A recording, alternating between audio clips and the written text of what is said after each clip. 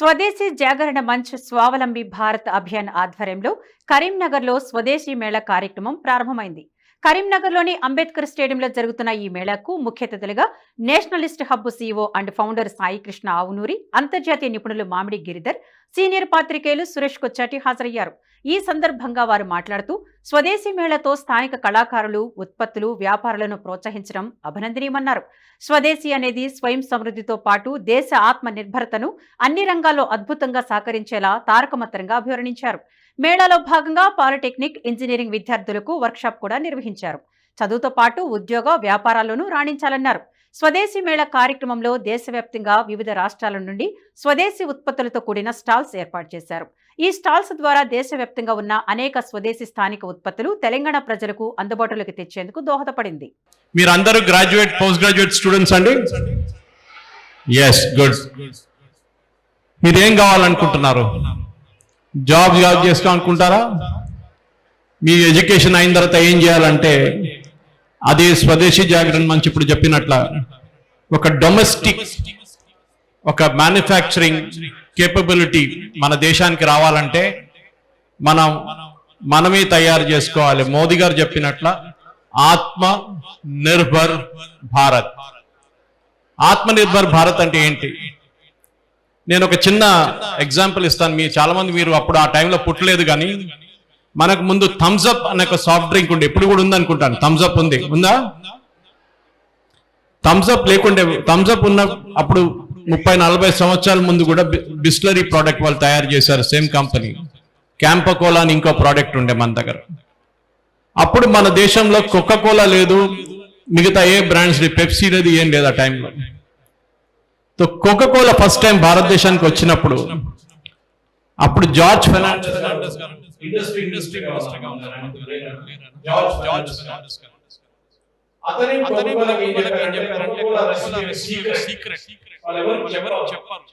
వాళ్ళు దాంట్లో ఏం యాడ్ చేస్తారు అనేది ఎవరికి చెప్పరు. జార్జ్ ఫెర్నాండెస్ గారు చెప్పారు, మీరు మాకు సీక్రెట్ చెప్పండి, అందరికి పంచిపెడదాం, ఎవరు డొమెస్టిక్లీ చేసుకుంటారు వాళ్ళు చేసుకుంటారు కాదంటే చెప్పామని చెప్పారు. రాత్రికి రాత్రి కోకా-కోలాని భారతదేశానికి బయట తీసి పడేసిండు జార్జ్ ఫెర్నాండెస్ గారు. దానితోని మన డొమెస్టిక్ బ్రాండ్స్, థమ్స్ అప్ లాంటి బ్రాండ్స్, ఫ్యాంటా, లిమ్కా లాంటి బ్రాండ్స్ పైకి వచ్చింది. నేను ఈ ఎగ్జాంపుల్ ఎందుకు ఇచ్చానంటే మన కేపబిలిటీ ఏంటి, మన దేశంలో మనం ఏం తయారు చేయొచ్చు. ఇప్పుడు మీరు చూస్తున్నారు, president Donald Trump make America great again అంటున్నారు. మాగా ఏమంటున్నారు? అతను దేశం చూసుకుంటున్నారు అంతే. He's taking care of his country. మేమే తయారు చేసుకుంటాం, మా దాంట్లో తయారు చేసుకుంటాం, కార్లు ఇక్కడ తయారు చేస్తాం, స్టీల్ ఇక్కడ చేస్తాం, అంతా మా దగ్గర చేస్తామని ట్రంప్ గారు చెప్తున్నారు. దాంట్లో తప్పేం లేదు. సో ఒక ఎగ్జాంపుల్ గా ఇస్తున్నప్పుడు మోదీ గారు వచ్చినప్పుడు మనం చూసాం చాలా మటుకు ఆత్మ నిర్భర్ భారత్ చాలా పాపులర్ వర్డ్ అయిపోయింది. ఇప్పుడు ఎందుకు చెప్తున్నాం ఆత్మ నిర్భర్ భారత్ అనేది? ఫస్ట్ మన డొమెస్టిక్ మ్యానుఫ్యాక్చరింగ్. మీరందరూ ఇక్కడ ఇప్పుడు కరీంనగర్ లో ఉన్నారు. మీరు కరీంనగర్ నుంచి మీరు హైదరాబాద్ వైపు వెళ్ళేటప్పుడు మీరు గుర్తించారో లేదో, just before entering Hyderabad, Shamirpet కన్నా కొంచెం ముందు లెఫ్ట్ కి జినోమ్ వ్యాలీ చూసారు ఎప్పుడైనా? బయోటెక్ పార్క్ చూసారు ఎప్పుడైనా? ఇది ప్రాబ్లం. మీ కాలేజ్ వాళ్ళు ఈ సైట్ సీయింగ్ తీసుకెళ్లే బదులు అక్కడ తీసుకెళ్లాలి మిమ్మల్ని. భారతదేశం నుంచి లోకానికి 70% వ్యాక్సిన్స్ తయారు చేసేది ఇక్కడ హైదరాబాద్ లోనే. 70% వ్యాక్సిన్స్. మనం గుర్తుంటుంది మీకు అందరికి, కోవిడ్ టైంలో కోవాక్సిన్ అని చెప్పి ఒక డ్రగ్ డెవలప్ చేసింది ఇక్కడే. డిప్తీరియా, మలేరియా, జాండిస్, రేబీస్ ఇట్లాంటి అన్నిటి వ్యాక్సిన్ తయారు చేస్తుంది ఇక్కడి నుంచి.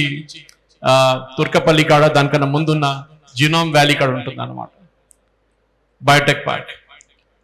మనం చూపించాం లోకానికి మనం ఏం చేయొచ్చు, మనమే వ్యాక్సిన్స్ తయారు చేయొచ్చు. మీ దాంట్లో చాలా మంది ఇక్కడ స్టూడెంట్స్ సైన్స్ చేస్తుంటారు, మైక్రోబయాలజీ చేస్తుంటారు, వాళ్ళకి అక్కడ ఒక ఫ్యూచర్ ఉంది.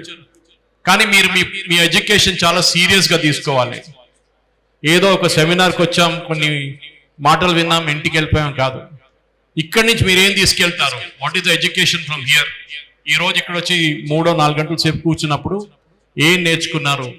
ఈ ఆడియన్స్ లో 10 మంది పిల్లలు అది క్యాప్చర్ చేసుకుంటే చాలు. That is a good victory for us. భారతదేశంలో తయారు చేయడం అంటే ఏంటి? కొన్ని వస్తువులు మనం తయారు చేయలేము, అది చాలా క్లియర్. ఫర్ ఎగ్జాంపుల్, భారతదేశం వరల్డ్ #1 డిఫెన్స్ ఇంపోర్టర్, అంటే ఆయుధాలు కొనడంలో మన #1 మన డిఫెన్స్ ఫోర్సెస్ కి. అది ప్లేన్లు ఉండొచ్చు, అది మిసైల్స్ ఉండొచ్చు, మీకు ఏమైనా ఉండొచ్చు. కానీ లాస్ట్ 10 సంవత్సరాల్లో మన ఒక కొత్త పాలసీ తీసుకొచ్చా, make in India, make for the world. అంటే భారతదేశంలో తయారు చేయడము, ఇక్కడి నుంచి ఎక్స్పోర్ట్ చేయడం. సో ఏం చేశాం ఫస్ట్, ఫర్ ఎగ్జాంపుల్ ఒక చిన్న ఎగ్జాంపుల్స్ ఇస్తాను మీకు.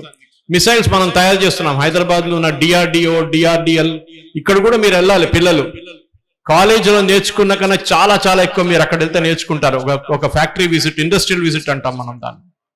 చాలా మటుకు ఇంజనీరింగ్ కాలేజ్ స్టూడెంట్స్ వెళ్తారు అక్కడికి. మీరు కూడా వెళ్ళాలి. మీరు ఎందుకు వెళ్ళకూడదు? నేర్చుకోండి ఏం జరుగుతుంది అక్కడ, రేపు మీ ఇంట్రెస్ట్ ఉంటుంది. సో ఈ మిసైల్స్ తయారు చేయడంలో కానీ ఎయిర్క్రాఫ్ట్ తయారు చేయడంలో ఒక ఎగ్జాంపుల్ రఫేల్ అని విన్నారు ఎప్పుడైనా? రఫేల్ ఎయిర్క్రాఫ్ట్ మనం 36 రఫేల్ ఎయిర్క్రాఫ్ట్ కొన్నాం. ఒక 3 సంవత్సరాల ముందు నుంచి మొదలు పెట్టాం దాని ప్రాసెస్. ఫ్రాన్స్ నుంచి కొన్నాం అనమాట. పార్లమెంట్ లో చాలా గొడవలు నడిచిండే. రాహుల్ గాంధీ అన్నారు, అదన్నారు, ఇదన్నారు, ఎందుకు కొంటున్నారు అన్నారు. 36 రఫేల్ అంటే 3 స్క్వాడ్రన్లు. ఒక స్క్వాడ్రన్ లో 12 ఎయిర్క్రాఫ్ట్ ఉంటుంది. ఒకటి పాకిస్తాన్ వైపు, ఒకటి లదాఖ్ లో, ఒకటి హాషిమారా ఎయిర్ ఫోర్స్ బేస్ అని అరుణాచల్ ప్రదేశ్ వైపు, చైనా వైపు. ఈ రఫేల్ తీసుకొచ్చినప్పుడు మనం ఖర్చు చేసిన డబ్బులు బిలియన్స్, చాలా కాస్ట్లీ. ఐ థింక్ 36,000 కోట్లు ఎంత ఖర్చు పెట్టాం మనం, total contract size. So Modi గారు ఏం చెప్పారంటే, సరే మీ దగ్గర కొనుక్కుంటున్నాం. ఫ్రాన్స్ దగ్గర చెప్పారు ప్రెసిడెంట్ మ్యాక్రాన్, అప్పుడు కూడా అతనే ఉన్నారు, ప్లీజ్ మేము మీ దగ్గర కొంటున్న దీంట్లో 70% మీరు ఇక్కడే తయారు చేయాలి, భారతదేశంలోనే తయారు చేయాలి. మా దగ్గర ఉన్న పిల్లలకి ఉద్యోగం రావాలంటే మీరు ఇక్కడ తయారు చేయండి అని చెప్పారు. ఇక్కడ ఉన్న కంపెనీకి టెక్నాలజీ ఇవ్వండి అని చెప్పారు. సో దాంతో ఆత్మనిర్భర్ మొదలైంది. 72 కంపెనీలు ఇండియాలో రఫేల్ కి పార్ట్స్ తయారు చేస్తున్నారు. దాంట్లో 3 కంపెనీలు హైదరాబాద్ లోనే ఉంది. సో ఆలోచించండి, ఆపర్చునిటీస్ ఎంత ఉంది. మనం అనుకుంటాం ఇక్కడ కరీంనగర్ లాంటి చిన్న ఒక టౌన్ లో ఉన్నప్పుడు ఆపర్చునిటీస్ ఏముంటుంది అనేది. పెద్ద లోకం అండి బయట. ఇది అక్కడ మీరు అది నేర్చుకోవాలంటే ఫస్ట్ మీకు నాలెడ్జ్ కావాలి. 18 సంవత్సరాలు నేను రిక్రూట్మెంట్ చేశాను. నేను టైమ్స్ ఆఫ్ ఇండియాలో ఉన్నప్పుడు 99 మంది పిల్లలు ఫెయిల్ అవుతారు రిక్రూట్మెంట్ లో. ప్రశ్నలు అడిగితే చాలు, యుక్రెయిన్ వార్ గురించి అడిగితే ఒక్క మాట రాదు ఎవరికి, ఎట్లా ఏం మాట్లాడాలని తెలియట్లేదు. ఎందుకంటే కాలేజీలో అది నేర్పారు కదా, సబ్జెక్ట్ నేర్పిస్తారు, కానీ మీ ఇంటర్వ్యూలో అది అడగరు. సో మీరు నేర్చుకోండి. ఇప్పుడు ఆత్మనిర్భర్ అని మాట్లాడుతున్నప్పుడు కూడా వాట్ ఈజ్ ఆత్మనిర్భర్, మనం ఎందుకు తయారు చేస్తున్నాం మన దేశంలో? ఎందుకంటే మనకు తెలుసు పోఖ్రాన్ న్యూక్లియర్ ఎక్స్ప్లోషన్ చేసినప్పుడు ఇందిరాగాంధీ టైం కానీ మళ్ళీ అటల్ బిహారీ వాజ్పేయి గారి టైంలో కానీ US, France, Germany, Australia, Canada వీళ్ళందరూ మన మీద శాంక్షన్స్ పెట్టారు. అంటే మీరు బయట నుంచి ఏం కొనలేరు, వాళ్ళ దగ్గర నుంచి యురేనియం నుంచి ఏ ప్రోడక్ట్ కూడా మీరు బయట నుంచి కొనలేరు. ఆలోచించండి. ఒక ఎగ్జాంపుల్ ఇస్తాను. ఒక బస్సు కొన్నారు, కానీ బస్సుకి మళ్ళీ రేపు బస్సుకి ఏదో పార్ట్ ఖరాబ్ అయితే మేము మీకు పార్ట్లు ఇవ్వం, వీల్స్ ఇవ్వం, మీకు ఇంజిన్ ఏమైనా రిపేర్ ఉంటే ఇవ్వమని చెప్తారు. ఆ సంగతి వచ్చిందన్నమాట. బస్సు ఒక చిన్న ఎగ్జాంపుల్ ఇచ్చాను మీకు. ఇప్పుడు భారతదేశంలో ఇదే హైదరాబాద్ లో మెడ్చల్, ఇక్కడి నుంచి అది కూడా ఎక్కువ దూరం లేదు, మెడ్చల్ అనేది మన మెడ్చల్ హైవే, నాగ్పూర్ హైవే మీద లోకేష్ మిషన్ టూల్స్ అనే ఒక కంపెనీ ఉంది. నా యూట్యూబ్ ఛానల్కి వెళ్తే అక్కడ కనిపిస్తుంది మీకు ఆ స్టోరీ ఒకటి. భారతదేశంలో ఆర్మీ కోసం submission guns and light submission guns ఇక్కడ తయారు చేస్తున్నారు. ఇప్పుడు దీనికన్నా ముందు మన ఇజ్రాయెల్ నుంచి కొంటుండే, దీనికన్నా ముందు మన జర్మనీ నుంచి కొంటుండే, దీనికన్నా ముందు ఫ్రాన్స్ నుంచి, యుఎస్ నుంచి ఈవెన్ రష్యా నుంచి కొనుక్కుంటుండే. రష్యా నుంచి AK-47 సిరీస్ ఇప్పుడు మన అమేథీలో తయారు చేస్తున్నాం. ఇది మీరు చాలా చాలా చాలా ఇంపార్టెంట్. ఆత్మనిర్భర్ అంటే ఏంటి? ముందు మనంతా బయట నుంచి, మీరు గుర్తుంటుంది, మేము చిన్నపిల్లలు ఉన్నప్పుడు అన్ని దుబాయ్ నుంచి ఎవరైనా వస్తున్నప్పుడు అక్కడి నుంచి పర్ఫ్యూమ్ నుంచి, ఎలక్ట్రానిక్స్ నుంచి, టేప్ రికార్డర్ అన్ని కొనుక్కొస్తారు, అక్కడ తీసుకొస్తారు. ఇప్పుడు ఎవరైనా తీసుకొస్తారండి? అన్ని ఇక్కడ దొరుకుతుంది. ఎందుకు? మన దగ్గర తయారవుతుందండి. సో ఇది చాలా క్రూషియల్. మీ ఎడ్యుకేషన్ ఏంటి, మీరు ఏం చేయబోతున్నారంటే దాంట్లో ఆపర్చునిటీస్ ఎక్కడ ఉందంటే లోకల్ మ్యానుఫ్యాక్చరింగ్ లో ఉంది. అది చాలా ఇంపార్టెంట్, నేర్చుకోవాలి. భారతదేశం నుంచి ఇప్పుడు డిఫెన్స్ ఎక్స్పోర్ట్స్ అంటే మనం కొంటున్నాం కొన్ని. నేను చెప్పాను కదా ఇప్పుడు ఎయిర్క్రాఫ్ట్ లో కొన్ని మనం ఇక్కడ తయారు చేయడానికి మాత్రం కావట్లేదు. ఇప్పుడు కూడా తేజస్ మొన్న కాంట్రవర్సీ జరిగింది. ఇండియన్ ఎయిర్ ఫోర్స్ చీఫ్ చెప్పారు HAL వాళ్ళు పనిచేయట్లేదు, మాకు ఎయిర్క్రాఫ్ట్ రావట్లేదు అని చెప్పేసి. కరెక్ట్. అది ఆ పాయింట్ ఏమైతుందంటే మన దగ్గర ఇంకా కేపబిలిటీ లేదు, మన దగ్గర ఇంజిన్స్ లేవు. హైదరాబాద్ లో ఒక ఫ్రెంచ్ కంపెనీ ఉంది సాఫ్రాన్ అని చెప్పి, అక్కడ కూడా మీరు వెళ్ళాలి. మీ కాలేజ్ వాళ్ళు మిమ్మల్ని తీసుకెళ్ళి, ఈవెన్ స్వదేశీ జాగరణ మంచి వాళ్ళని రిక్వెస్ట్ చేశాను, ఆర్గనైజ్ చేయండి ఎడ్యుకేషనల్ టూర్.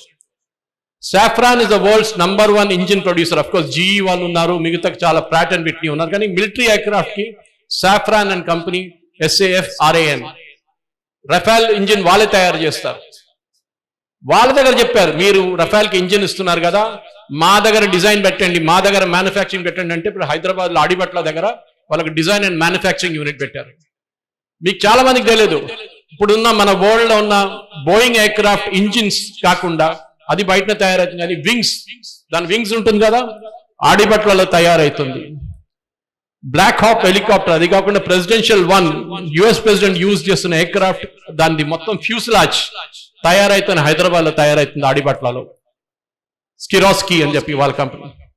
ఇట్లాంటి చాలా ఎగ్జాంపుల్స్ చెప్పుకోకపోతే మొత్తం రోజు కావాల్సి వస్తుంది మనకి చెప్పడానికి. కానీ మీరు అందరూ ఇక్కడ వచ్చి ఏదో విన్నారు వెళ్ళిపోయారు కాదు, ఇక్కడ ఉన్న మీ ప్రొఫెసర్స్ కానీ మీ లెక్చరర్స్ కానీ ఇదే రిక్వెస్ట్ చేస్తున్నారు, ఒక్కొక్క కంపెనీకి మీ పిల్లలు తీసుకెళ్ళండి, వాళ్ళతో మాట్లాడండి. ఇక్కడ ఉన్న స్వదేశీ జాగరణ మంచి వాళ్ళు మాట్లాడితే పర్మిషన్ వచ్చేస్తుంది, వెళ్ళి మీరు నేర్చుకోండి అక్కడ ఏం జరుగుతుంది అనేది. ఆత్మనిర్భర్ అంటే ఏంటి, వ్యాక్సిన్ తయారు చేయడంలో ఏం చేస్తారు, కొన్ని రెస్ట్రిక్షన్స్ ఉంటాయి. ఫర్ ఎగ్జాంపుల్ వ్యాక్సిన్ ప్లాంట్లు అందరూ వెళ్ళలేరు, ఇన్ఫెక్షన్ బయట నుంచి తీసుకెళ్తారు మీ లోపలికి, సో చాలా కేర్ఫుల్ ఉండాల్సి వస్తుంది, కొంత లిమిటెడ్ మమ్మీ కానీ వెళ్ళండి. ఇక్కడున్న మన ఉండి మీరు ఇంగ్లీషే చెప్తారు, ఫ్రాగ్ ఇన్ ద వెల్ అని చెప్తారు, ఇక్కడ ఉంది లోకం, పెద్ద లోకం ఉంది బయట. నెక్స్ట్ మన దగ్గర చైనా, గిరిధర్ గారు ఫేవరెట్ టాపిక్. చైనా అంటే చైనా ఎక్స్పోర్ట్ అంటే గిరిధర్ గారు. చైనా ఇస్ ద వరల్డ్స్, ఇప్పుడు ఉన్న వరల్డ్ లోకంలో #1 మ్యానుఫ్యాక్చరింగ్ పవర్. రాత్రికి తయారు కాలేదు వాళ్ళు, అట్లా వాళ్ళు చాలా సంవత్సరాల నుంచి వాళ్ళ గవర్నమెంట్, అక్కడున్న కమ్యూనిస్ట్ గవర్నమెంట్, అది అన్నిటికంటే పెద్ద అడ్వాంటేజ్. అది ఒకటే పార్టీ ఉంటే చాలా ఈజీ, పార్లమెంట్లో ఎవడు అడగడు, ఎవడు చెప్పాడు, ఎవడు తిట్టాడు, ఏం లేదు, వాళ్ళు ఏమనుకుంటే అదే చేస్తారు. వాళ్ళు స్లోలీ వాళ్ళ మ్యానుఫ్యాక్చరింగ్ బేస్ బిల్డప్ చేసుకుంటూ వచ్చారు. ముందు గుర్తుంటుంది, మనందరూ చైనీస్ ప్రొడక్ట్స్ అంటే నవ్వుతుండే ముందు, 6 నెలలు పనిచేస్తుంది, దాని తర్వాత పనిచేయదని చెప్పి. సీరియల్ లైట్లు కానివ్వండి, బొమ్మలు కానివ్వండి, అన్ని కొంటాం మనం, ఈవెన్ మాంజాలు కొంటుండే మనం, చైనా మాంజాలు. ఇప్పుడు చూడండి ఏమైంది, అది మొత్తం ఇండియన్ గవర్నమెంట్ ఒకటి బ్యాన్ చేసి పడేశారు. చైనా వాళ్ళు హై వాల్యూ ప్రొడక్ట్స్కి వెళ్ళిపోయారు. హైదరాబాద్ లో నేను చెప్తున్నా, కన్సల్ట్ చేస్తే చాలా కంపెనీస్ ఉన్నాయి, వాళ్ళకి రోబోటిక్ వెల్డింగ్ మిషన్స్ చైనా నుంచి తెప్పించుకుంటారు. మీరు ఎందుకు అడగండి, ఇండియాలో వెల్డర్స్ దొరకట్లేదు. వెల్డర్స్ హైదరాబాద్ లో ఇప్పుడు ఆల్మోస్ట్ 1500 మంది వెల్డర్స్ కావాలి కంపెనీస్ కి. ఏదో మనం నార్మల్ వెల్డింగ్ చేసేటోళ్ళు కాదు, ఇండస్ట్రియల్ వెల్డర్స్ అంటారు. మన దగ్గర ఎవరు నేర్పియాడు, మన దగ్గర చాలా మంది, లక్షలాది మంది గ్రాడ్యుయేషన్ తయారు చేస్తారు, రోడ్డు మీద విడిసేస్తారు. ఒక ప్లంబర్ దొరకరు, ఒక కార్పెంటర్ దొరకరు, ఒక ఎలక్ట్రీషియన్ దొరకరు మీకు. ఇప్పుడు చూడండి, హైదరాబాద్ లో ఒక ప్లంబర్ని పిలిస్తే 3 రోజుల తర్వాత వస్తారు, కానీ అమీర్పేట్కి వెళ్ళి ఒక రాయి కొడితే ఒక సాఫ్ట్వేర్ ఇంజనీర్ మీద పడుతుంది. ఇది ట్రాజడీ మనది, మనం ఇన్వెస్ట్ చేయట్లేదు. సో ఆత్మనిర్భర్ భారత్ కి అన్నిటికంటే చాలా ఇంపార్టెంట్, మన దగ్గర మ్యాన్ పవర్ కావాలి. అది మన దగ్గర చాలా, మనకి అన్ఎంప్లాయ్మెంట్ ప్రాబ్లం కాదు భారతదేశంలో, మనకి ఎంప్లాయ్మెంట్ ప్రాబ్లం.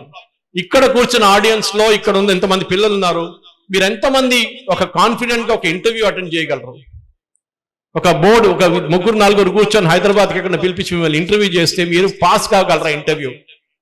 సారీ బట్ చేయలేరు, ఎందుకంటే మిమ్మల్ని కాలేజీలో నేర్పియట్లేదు, అది మీ పేరెంట్స్ మిమ్మల్ని అసలు ఎంకరేజ్ చేయట్లేదు దాంట్లో. కానీ మ్యాన్ పవర్ చాలా ఇంపార్టెంట్. మనం ఆత్మనిర్భర్ కావాలంటే మన ఇక్కడ తయారు చేయాలంటే స్వదేశీ జాగరణ మంచి వాళ్ళు చాలా మంచి ఏం, మన దగ్గర చేయాలి, మనమే అన్ని చేయాలని చెప్పారు. కానీ అది అన్నిటి కాదు. ఇంకొక ఎగ్జాంపుల్ ఇస్తాను, మెట్రో అనే ఒక పెద్ద warehousing kind of concept, ఒక హోల్సేల్ షాప్ లాగా చాలా సిటీస్ చాలా ఓపెన్ చేశారు. Metro cash and carry. వాళ్ళు వచ్చినప్పుడు పెద్ద మాట్లాడినారు, మేము అది చేస్తాం, మొత్తం భారతదేశంలో రీటైల్ మార్చేస్తా ఉన్నారు. మన వాళ్ళు కూడా భయపడ్డారు, చిన్న దుకాణాలన్నీ బంద్ అయిపోతుంది అది అని చెప్పేసి. సో అది చూసినప్పుడు ఏమైందంటే సడన్ గా ఇప్పుడు చూడండి మెట్రో ఆల్మోస్ట్ బంద్ అయిపోయింది, వాళ్ళు టేక్ ఓవర్ చేసుకున్నారు మిగతా వాళ్ళు వచ్చి. అట్లనే చాలా మంది ఇంటర్నేషనల్ చైన్స్ భారతదేశానికి వచ్చారు, కానీ ఫెయిల్ అయ్యారు. ఫస్ట్ మెక్డానల్డ్స్ ఇండియాస్కి వచ్చినప్పుడు ఏమన్నారు, KFC ఏమన్నారు, భారతదేశానికి వస్తే కూడా మా ఇంటర్నేషనల్ మెనూనే భారతదేశంలో ఉంటుంది, ఇక్కడ లోకల్ మనం ఏం తీసుకోమని చెప్పి. ఇప్పుడు వాళ్ళ దాంట్లో పనీర్ ఫ్రైడ్ రైస్ ఉన్నాయి, పనీర్ పిజ్జా ఉంది, అన్ని తయారు చేస్తున్నారు వాళ్ళు. They have learned if you have been in India make Indian అన్నమాట.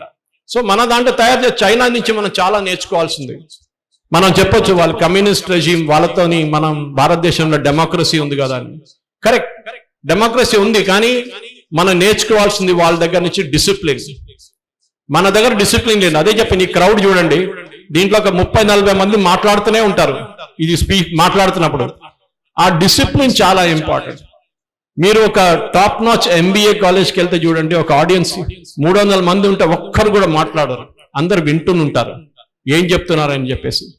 సో అది చాలా ఇంపార్టెంట్. మన దగ్గర డిసిప్లిన్ మనకు లేదు. చైనాది ఇంకొకటి ఏంటంటే, ఇప్పుడు మొన్న L&T చీఫ్, మీరు చాలా మంది వినుంటారు, L&T చీఫ్ సుబ్రహ్మణ్యం గారు అన్నారు వారంలో 90 గంటలు పనిచేయమని చెప్పారు. పెద్ద గొడవ అయింది దానికి. 90 గంటలు పనిచేయడం అంటే రోజుకి ఎంత ఆలోచించండి. కాదు ఎట్లా అది ఎట్లా అవుతుందని చెప్పి మన వాళ్ళు చాలా గొడవ చేశారు. ఆయన ఒక పాయింట్ ఆఫ్ వ్యూ చెప్పారు అంతే. దాని ముందు నారాయణమూర్తి గారు చెప్పారు 72 గంటలు పనిచేయాలని చెప్పారు వారానికి, అప్పుడే భారతదేశం బాగుపడుతుందని.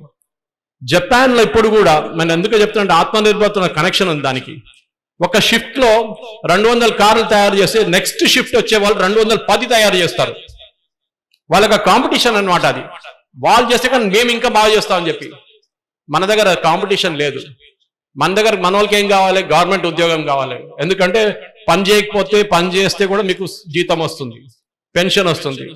సో అది ఒక డిమోటివేషన్ ఫ్యాక్టర్ అన్నమాట. సో ఆత్మనిర్భర్ భారత్ లో టాలెంట్స్ డెవలప్ చేయడం చాలా ఇంపార్టెంట్. ఇక్కడ ఉన్న ఆడియన్స్ కి ఇది చాలా ఇంపార్టెంట్.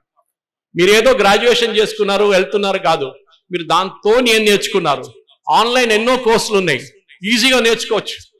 వారానికి ఒక కోర్సు నేర్చుకోవచ్చు మీరు. అది చాలా ఇంపార్టెంట్. ఇప్పుడు నేను కూడా వెళ్తున్నాను, నాకు ఐఎమ్ 62 నా, 62 సంవత్సరాలు నా ఏజ్. ఇప్పుడు కూడా నెక్స్ట్ మంత్ IITలో ఒక కోర్స్ జాయిన్ అవుతున్నాను, 1 డే కోర్స్ AI గురించి నేర్చుకోవడానికి. కొత్త ఫీల్డ్ AI, మీ అందరు తెలుసు అది. ఆర్టిఫిషియల్ ఇంటెలిజెన్స్ కానివ్వండి, మెషిన్ లెర్నింగ్ కానివ్వండి, ఇదంతా చాలా ఇంపార్టెంట్. మన లోకల్ టాలెంట్స్ డెవలప్ చేయాలంటే మనం ఓవర్ నైట్ మనం ఒక ఆత్మనిర్భర్ భారత్ కాలేము. మనం చైనాను ఒక ఎగ్జాంపుల్ పెట్టుకొని, మనం చైనా ఎట్లా కంపీట్ చేశారో లోకంలో, మనం కూడా అట్లనే చేయాల్సి వస్తుంది. దీనికి మంచి ఎగ్జాంపుల్ ఒకటి mobile phone industry. Mobile phone అక్కడ ఉంది కానీ చూపించడానికి. మొబైల్ ఫోన్ ఇండస్ట్రీ భారతదేశంలో ముందు మన ఆల్మోస్ట్ 80% మొబైల్స్ బయట నుంచి వస్తుండే. ఇప్పుడు చూడండి ఆల్మోస్ట్ 98% మొబైల్ ఫోన్స్ భారతదేశంలో తయారవుతుంది. That includes iPhones. చాలా ఇంపార్టెంట్, ఐఫోన్స్ తో సహా ఇక్కడ తయారవుతుంది అన్ని. సో అదెందుకు చేస్తున్నారు, ఎట్లా చేస్తున్నారని చాలా ఇంపార్టెంట్. మనం నేర్చుకుందాం. సప్లై చైన్ ఇంప్రూవ్ చేసాం మనం. ఆ సప్లై చైన్ లో ఏం జరుగుతుంది, శ్రీపెరంబదూర్ అని చెన్నై దగ్గర ఒక ప్లేస్ ఉంది. మీరు శ్రీపెరంబదూర్కి వెళ్తే మీకు తెలిసిపోతుంది లోకల్ సప్లై చైన్ ఎట్లా డెవలప్ చేశారు, మొబైల్ ఫోన్స్ ఎట్లా తయారు చేస్తున్నారు. ఇది చాలా ఇంపార్టెంట్ అన్నమాట. సో ఇక్కడున్న యంగ్స్టర్స్ కి నాకు అభ్యర్థన ఏంటంటే, మీరు నేర్చుకోండి. Knowledge is everything. మీరు నాలెడ్జ్ లేకుంటే మీరు ఏం చేయలేరు. మీరు ఏదో కోర్స్ చేస్తారు, వెళ్ళిపోతారు అంతే. మనం వింటూ ఉంటాం స్టార్టప్స్ అని వింటూ ఉంటాం, స్టార్టప్స్ యూనికార్న్స్ అని. హైదరాబాద్ లో టీ హబ్ అని ఒక లొకేషన్ ఉంది హైదరాబాద్ లో, గవర్నమెంట్ ఆఫ్ తెలంగాణది. అక్కడికి వెళ్ళండి, అక్కడికి వెళ్ళి చూడండి ఎంతో మంది యంగ్స్టర్స్ అక్కడ వచ్చి యూనికార్న్స్ కానివ్వండి, స్టార్టప్స్ పెట్టుకుంటారు. మహిళల కోసం సపరేట్ గా వి హబ్ అని ఒకటి ఉంది మన దుర్గం చెరువు బ్రిడ్జ్ దగ్గర. అక్కడికి వెళ్ళండి, 60 నుంచి 70 మంది అమ్మాయిలు కొత్త వాళ్ళ కంపెనీలు పెట్టుకున్నారు. వాళ్ళు 2, 3, 4 ఉంటారు వాళ్ళ దాంట్లో స్టార్టప్స్. మీరు కూడా వాళ్ళ దగ్గర నుంచి నేర్చుకోండి. కానీ ఆత్మనిర్భర్ అనేది ఏదో లెక్చర్ ఇవ్వడమో ఏదో స్పీచ్ ఇవ్వడం కాదు. ఆత్మనిర్భర్ అంటే you should take care of your self. మీరు మీ దాంట్లో చూసుకోండి, చాలా ఇంపార్టెంట్ అన్నమాట. మన దాంట్లో మనం ఎప్పుడు ఇస్రో గురించి మాట్లాడుతున్నాం. ఇస్రోని చూడండి, ఇస్రో 100 శాటిలైట్లు లాంచ్ చేశారు ఇప్పుడు దాకా. అది చాలా శాటిలైట్స్ లాంచ్ చేస్తున్నారు. ఎట్లా చేస్తున్నారు వాళ్ళు, ఎందుకంటే వాళ్ళ దాంట్లో ఒక డిసిప్లిన్ వచ్చేసింది. ఇస్రో కూడా అవుట్ సోర్స్ చేస్తున్నారు. చాలా మంది ప్రైవేట్ సెక్టర్ కంపెనీలు హైదరాబాద్ లో 3-4 ఉన్నాయి. స్కై రూట్ ఉంది, స్కై రూట్ టెక్నాలజీస్, అక్కడ వెళ్ళండి మీరు. వాళ్ళు లాంచ్ చేస్తున్నారు, 3 లాంచ్ చేశారు ఇప్పుడు దాకా రాకెట్స్.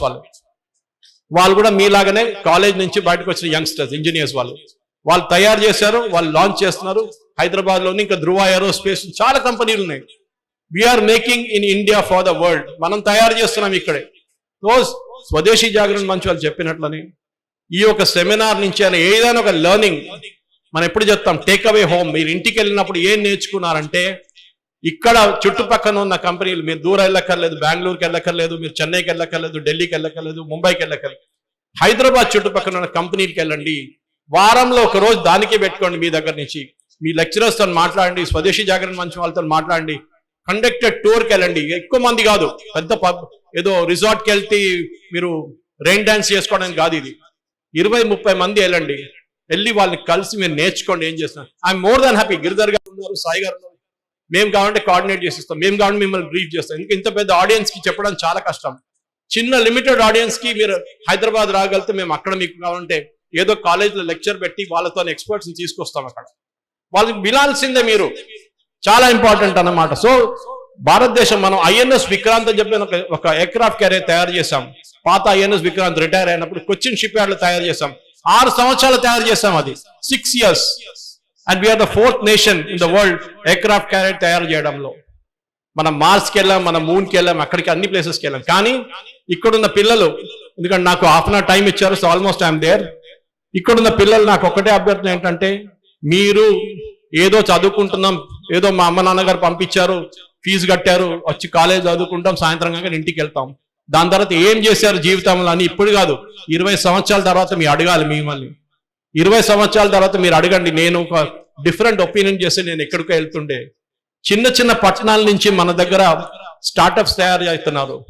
చాలా మంది పిల్లలు ఇదే మేము జీవితంలో ఏమైనా చేయాలని చెప్పి వాళ్ళు చేస్తున్నారు. అది చాలా ఇంపార్టెంట్, ఆ డిసిప్లిన్ చాలా ఇంపార్టెంట్ అనమాట. And ladies and gentlemen, thank you. And ఇంకేమైనా చెప్పాలంటే ప్రశ్నలు ఉంటే మా తర్వాత మీరు అడగొచ్చు. థ్యాంక్ యూ వెరీ మచ్, ధన్యవాదాలు. ఫ్రెండ్స్, ఇక్కడ నేను నిజానికి అతిథులు, ఇక్కడ ఈ సభ నిర్వహించినటువంటి వ్యక్తులు మమ్మల్ని ఇన్వైట్ చేసినప్పుడు యాక్చువల్లీ నిజానికి చెప్పాలంటే చాలా హెక్టిక్ స్కెడ్యూల్స్ లోనే ఉన్నాం మేము అందరూ. గిరిధర్ గారు అయితే ఇక్కడ కుంభమేళాలో ఉన్నారు. వారు సురేష్ కుచార్ని గారు ప్రతిరోజు ప్రతి నిత్యం ఆయన ఎట్ ద ఏజ్ ఆఫ్ 60, మీరు మేము నాకంటే మీ అందరికంటే కూడా ఒక 100 రెట్లు ఎక్కువ పని చేస్తూ ఉంటారు, అంత ఎక్కువ చదువుతూనే ఉంటారు రోజంతా. సో అంత బిజీ షెడ్యూల్ లో ఆయన ఉన్నారు. నేను ఒక యూట్యూబ్ ఛానల్ ని ఒక 24 hours శాటిలైట్ ఛానల్ గా మార్చే ఒక ప్రయత్నం చేస్తూ ఉన్నాను. అందులో నేను తలమునకలే ఉన్నాను. ఇట్లాంటి టైంలో హరీష్ గారు ఫోన్ చేసి నిజంగా నేను వారికి సభాముఖంగానే సారీ చెప్తున్నాను, చాలా సార్లు వారికి రెస్పాండ్ కాలేకపోయాను. కానీ వారు చెప్పిన వెంటనే వస్తామండి అని చెప్పాము, అయిపోయింది 13th రోజు. ఎందుకు వస్తామని చెప్పాము అని అంటే గనక నేను గిరిధర్ గారితో మాట్లాడాను, సురేష్ గారితో మాట్లాడాను. ఎందుకు ఇమ్మీడియట్లీ వెళ్ళాలి అని అన్నారు అని అంటే గనక వారు అనేక మీటింగ్స్ లో అనేక గొప్ప గొప్ప కార్యక్రమాలకు వెళ్తారు, సెషన్స్ లో వాళ్ళు మాట్లాడుతూ ఉంటారు. ఆ క్రౌడ్ అంతా కూడా ఇంటలెక్చువల్ క్రౌడ్ ఉంటుంది. ఒక రకంగా చెప్పాలంటే చాలా నిష్ణాతులు, నిపుణులు, ఎక్స్పర్ట్స్ సమక్షంలో వాళ్ళు అనేక సెషన్స్ మాట్లాడుతూ ఉంటారు. కానీ నిజమైన భారతదేశపు భవిష్యత్తు ఇక్కడుంది. సో మీతో మాట్లాడడానికి, మీతో కొన్ని విషయాలు పంచుకోవాలి అని వాళ్ళకి అనగానే, యంగ్స్టర్స్ తో, స్టూడెంట్స్ తో మాట్లాడాలనగానే ఎంత బిజీ ఉన్నా సరే స్టూడెంట్స్ ఇంపార్టెంట్ అనేసి వాళ్ళు ఒప్పుకున్నారు. నిజంగా ఫస్ట్ వాళ్ళకి థ్యాంక్స్ చెప్పాలి మీరు. సో ఎందుకు ఇప్పటిదాకా వీళ్ళు చాలా గొప్ప వాళ్ళండి మాట్లాడుతున్నారు, వాళ్ళ మాటలు వినాలి, మీరందరూ విని వాటిని ఆచరించాలి అని చాలా పెద్ద మనసుతో నిరంజనాచారి గారు కావచ్చు, మిగతా నిర్వాహకులు కావచ్చు చెబుతూ వస్తున్నారు. అండ్ మీ కాలేజ్ లో మీ ప్రిన్సిపల్ గారు కావచ్చు, మీ కాలేజ్ యాజమాన్యాలు, ఫలానా స్వదేశీ మేళా ఏదో జరుగుతుందట అంబేద్కర్ స్టేడియంలో, అక్కడికి వెళ్ళి మీరందరూ కూర్చోవాలి అని అంటే ఇక్కడ ఉన్న 99.99% మంది పిల్లలు అబ్బా ఇప్పుడు ఏం వెళ్తాను రా బాబు అనుకున్న వాళ్ళే, నాకు తెలుసు. కానీ అంత ఫోర్స్ఫుల్ గా మిమ్మల్ని ఇక్కడ వచ్చి కూర్చుండబెట్టారు అంటే ఏదో విషయం ఉందనే అర్థం. సో దాన్ని నమ్మండి. నేను అక్కడి నుంచి వచ్చిన వాడినే, నాకు అదే భావజాలం నా చిన్నతనంలో ఉంది, అది న్యాచురల్, దానికి ఏం పెద్ద తప్పే లేదు. సో అందుకనే పెద్ద పెద్ద విషయాలకు నేను వెళ్ళదలుచుకోలేదు, చాలా చిన్న విషయాలే నేను చెప్తాను, ఎక్కువసేపు మాట్లాడను. ముందే ఇవన్నీ డిస్క్లైమర్ గా అన్ని చెప్తే కొంచెం అన్న వింటారేమో అని. కల్కి సినిమా చూసారా? కల్కి చూడలేదా? నేను చూసాను, నేను 2 సార్లు చూసా. కల్కి సినిమాలో ఏవైతే ఒక కల్కి సినిమా అనేది మనకు ప్రభాస్ హీరోగా, ఓకే, దీపికా పదుకోన్ హీరోయిన్ గా, ఒక అద్భుతమైన గ్రాఫిక్స్ తోటి ఒక కొత్త లోకాన్ని చూపించేటువంటి ప్రయత్నం కల్కి సినిమాలో చేశారు. ఒక ఫిక్షనల్ స్టోరీ, కల్పిత కథ, ఒక కల్పిత కథగా మనకు కనబడుతుంది. దాని ఉద్దేశం ఏంటంటే 2800 ఆ ప్రాంతాల్లో నిజానికి ప్రపంచం ఏ విధంగా ఉంటుంది అని చెప్పే ఒక ప్రయత్నం కల్కి సినిమా తీశారు. 2800 సంవత్సరాలు, ఇప్పుడు మనం 2025లో ఉన్నాం అంటే ఇంకా చాలా సంవత్సరాలు ఉంది, ఇంకా 800 సంవత్సరాలు ఉంది ఆల్మోస్ట్. సో 800 సంవత్సరాల తర్వాత ప్రపంచం ఇలా ఉంటుంది అని ఒక చిన్న కల్పిత గాథని తెర మీద చూపించారు. నిజానికి దానికి బీజాలు 800 సంవత్సరాల తర్వాత అట్లుంటది అని అంటే ఈ రోజు ఏదో ఒకటి జరుగుతుండాలి కదా. ఈ రోజు అవే పరిణామాలు ప్రపంచంలో జరుగుతున్నాయి. అవి మీకు కొన్ని చెప్తాను, మీరు తర్వాత మీరే దాన్ని గూగుల్ రీసెర్చ్ చేసుకోండి, గూగుల్లో సెర్చ్ చేసుకొని కొన్ని విషయాలు తెలుసుకోండి, సో దట్ మనకు కొంత దానిపైన అవగాహన వస్తుంది. కల్కి సినిమాలో ఒక కోడిగుడ్డు గురించి ఒక సీన్ ఉంటది. ఇదేదో కాంప్లెక్స్ అంట, ఆ కాంప్లెక్స్ నుంచి వచ్చింది ఆ కోడిగుడ్డు. ఈ కోడిగుడ్డును చూస్తే ఇది ఆర్టిఫిషియల్ గుడ్డు కాదు, ఇది నిజం గుడ్డట్రా అంటాడు హీరో. గుర్తుందా సీన్? అది గుర్తుందా లేదా? సో ఒక కోడిగుడ్డును చూసి ఇది నిజమైన గుడ్డట్రా, అక్కడికి వెళ్ళి తినాలి అనుకుంటాడు హీరో. అంటే నిజంగా నిజమైన గుడ్డు ఏంటి? అసలు ఎగ్గు దొరకదా ఓ 800 సంవత్సరాల తర్వాత? అంటే దానికి బీజాలు ఇప్పుడే పడ్డాయి ఆల్రెడీ.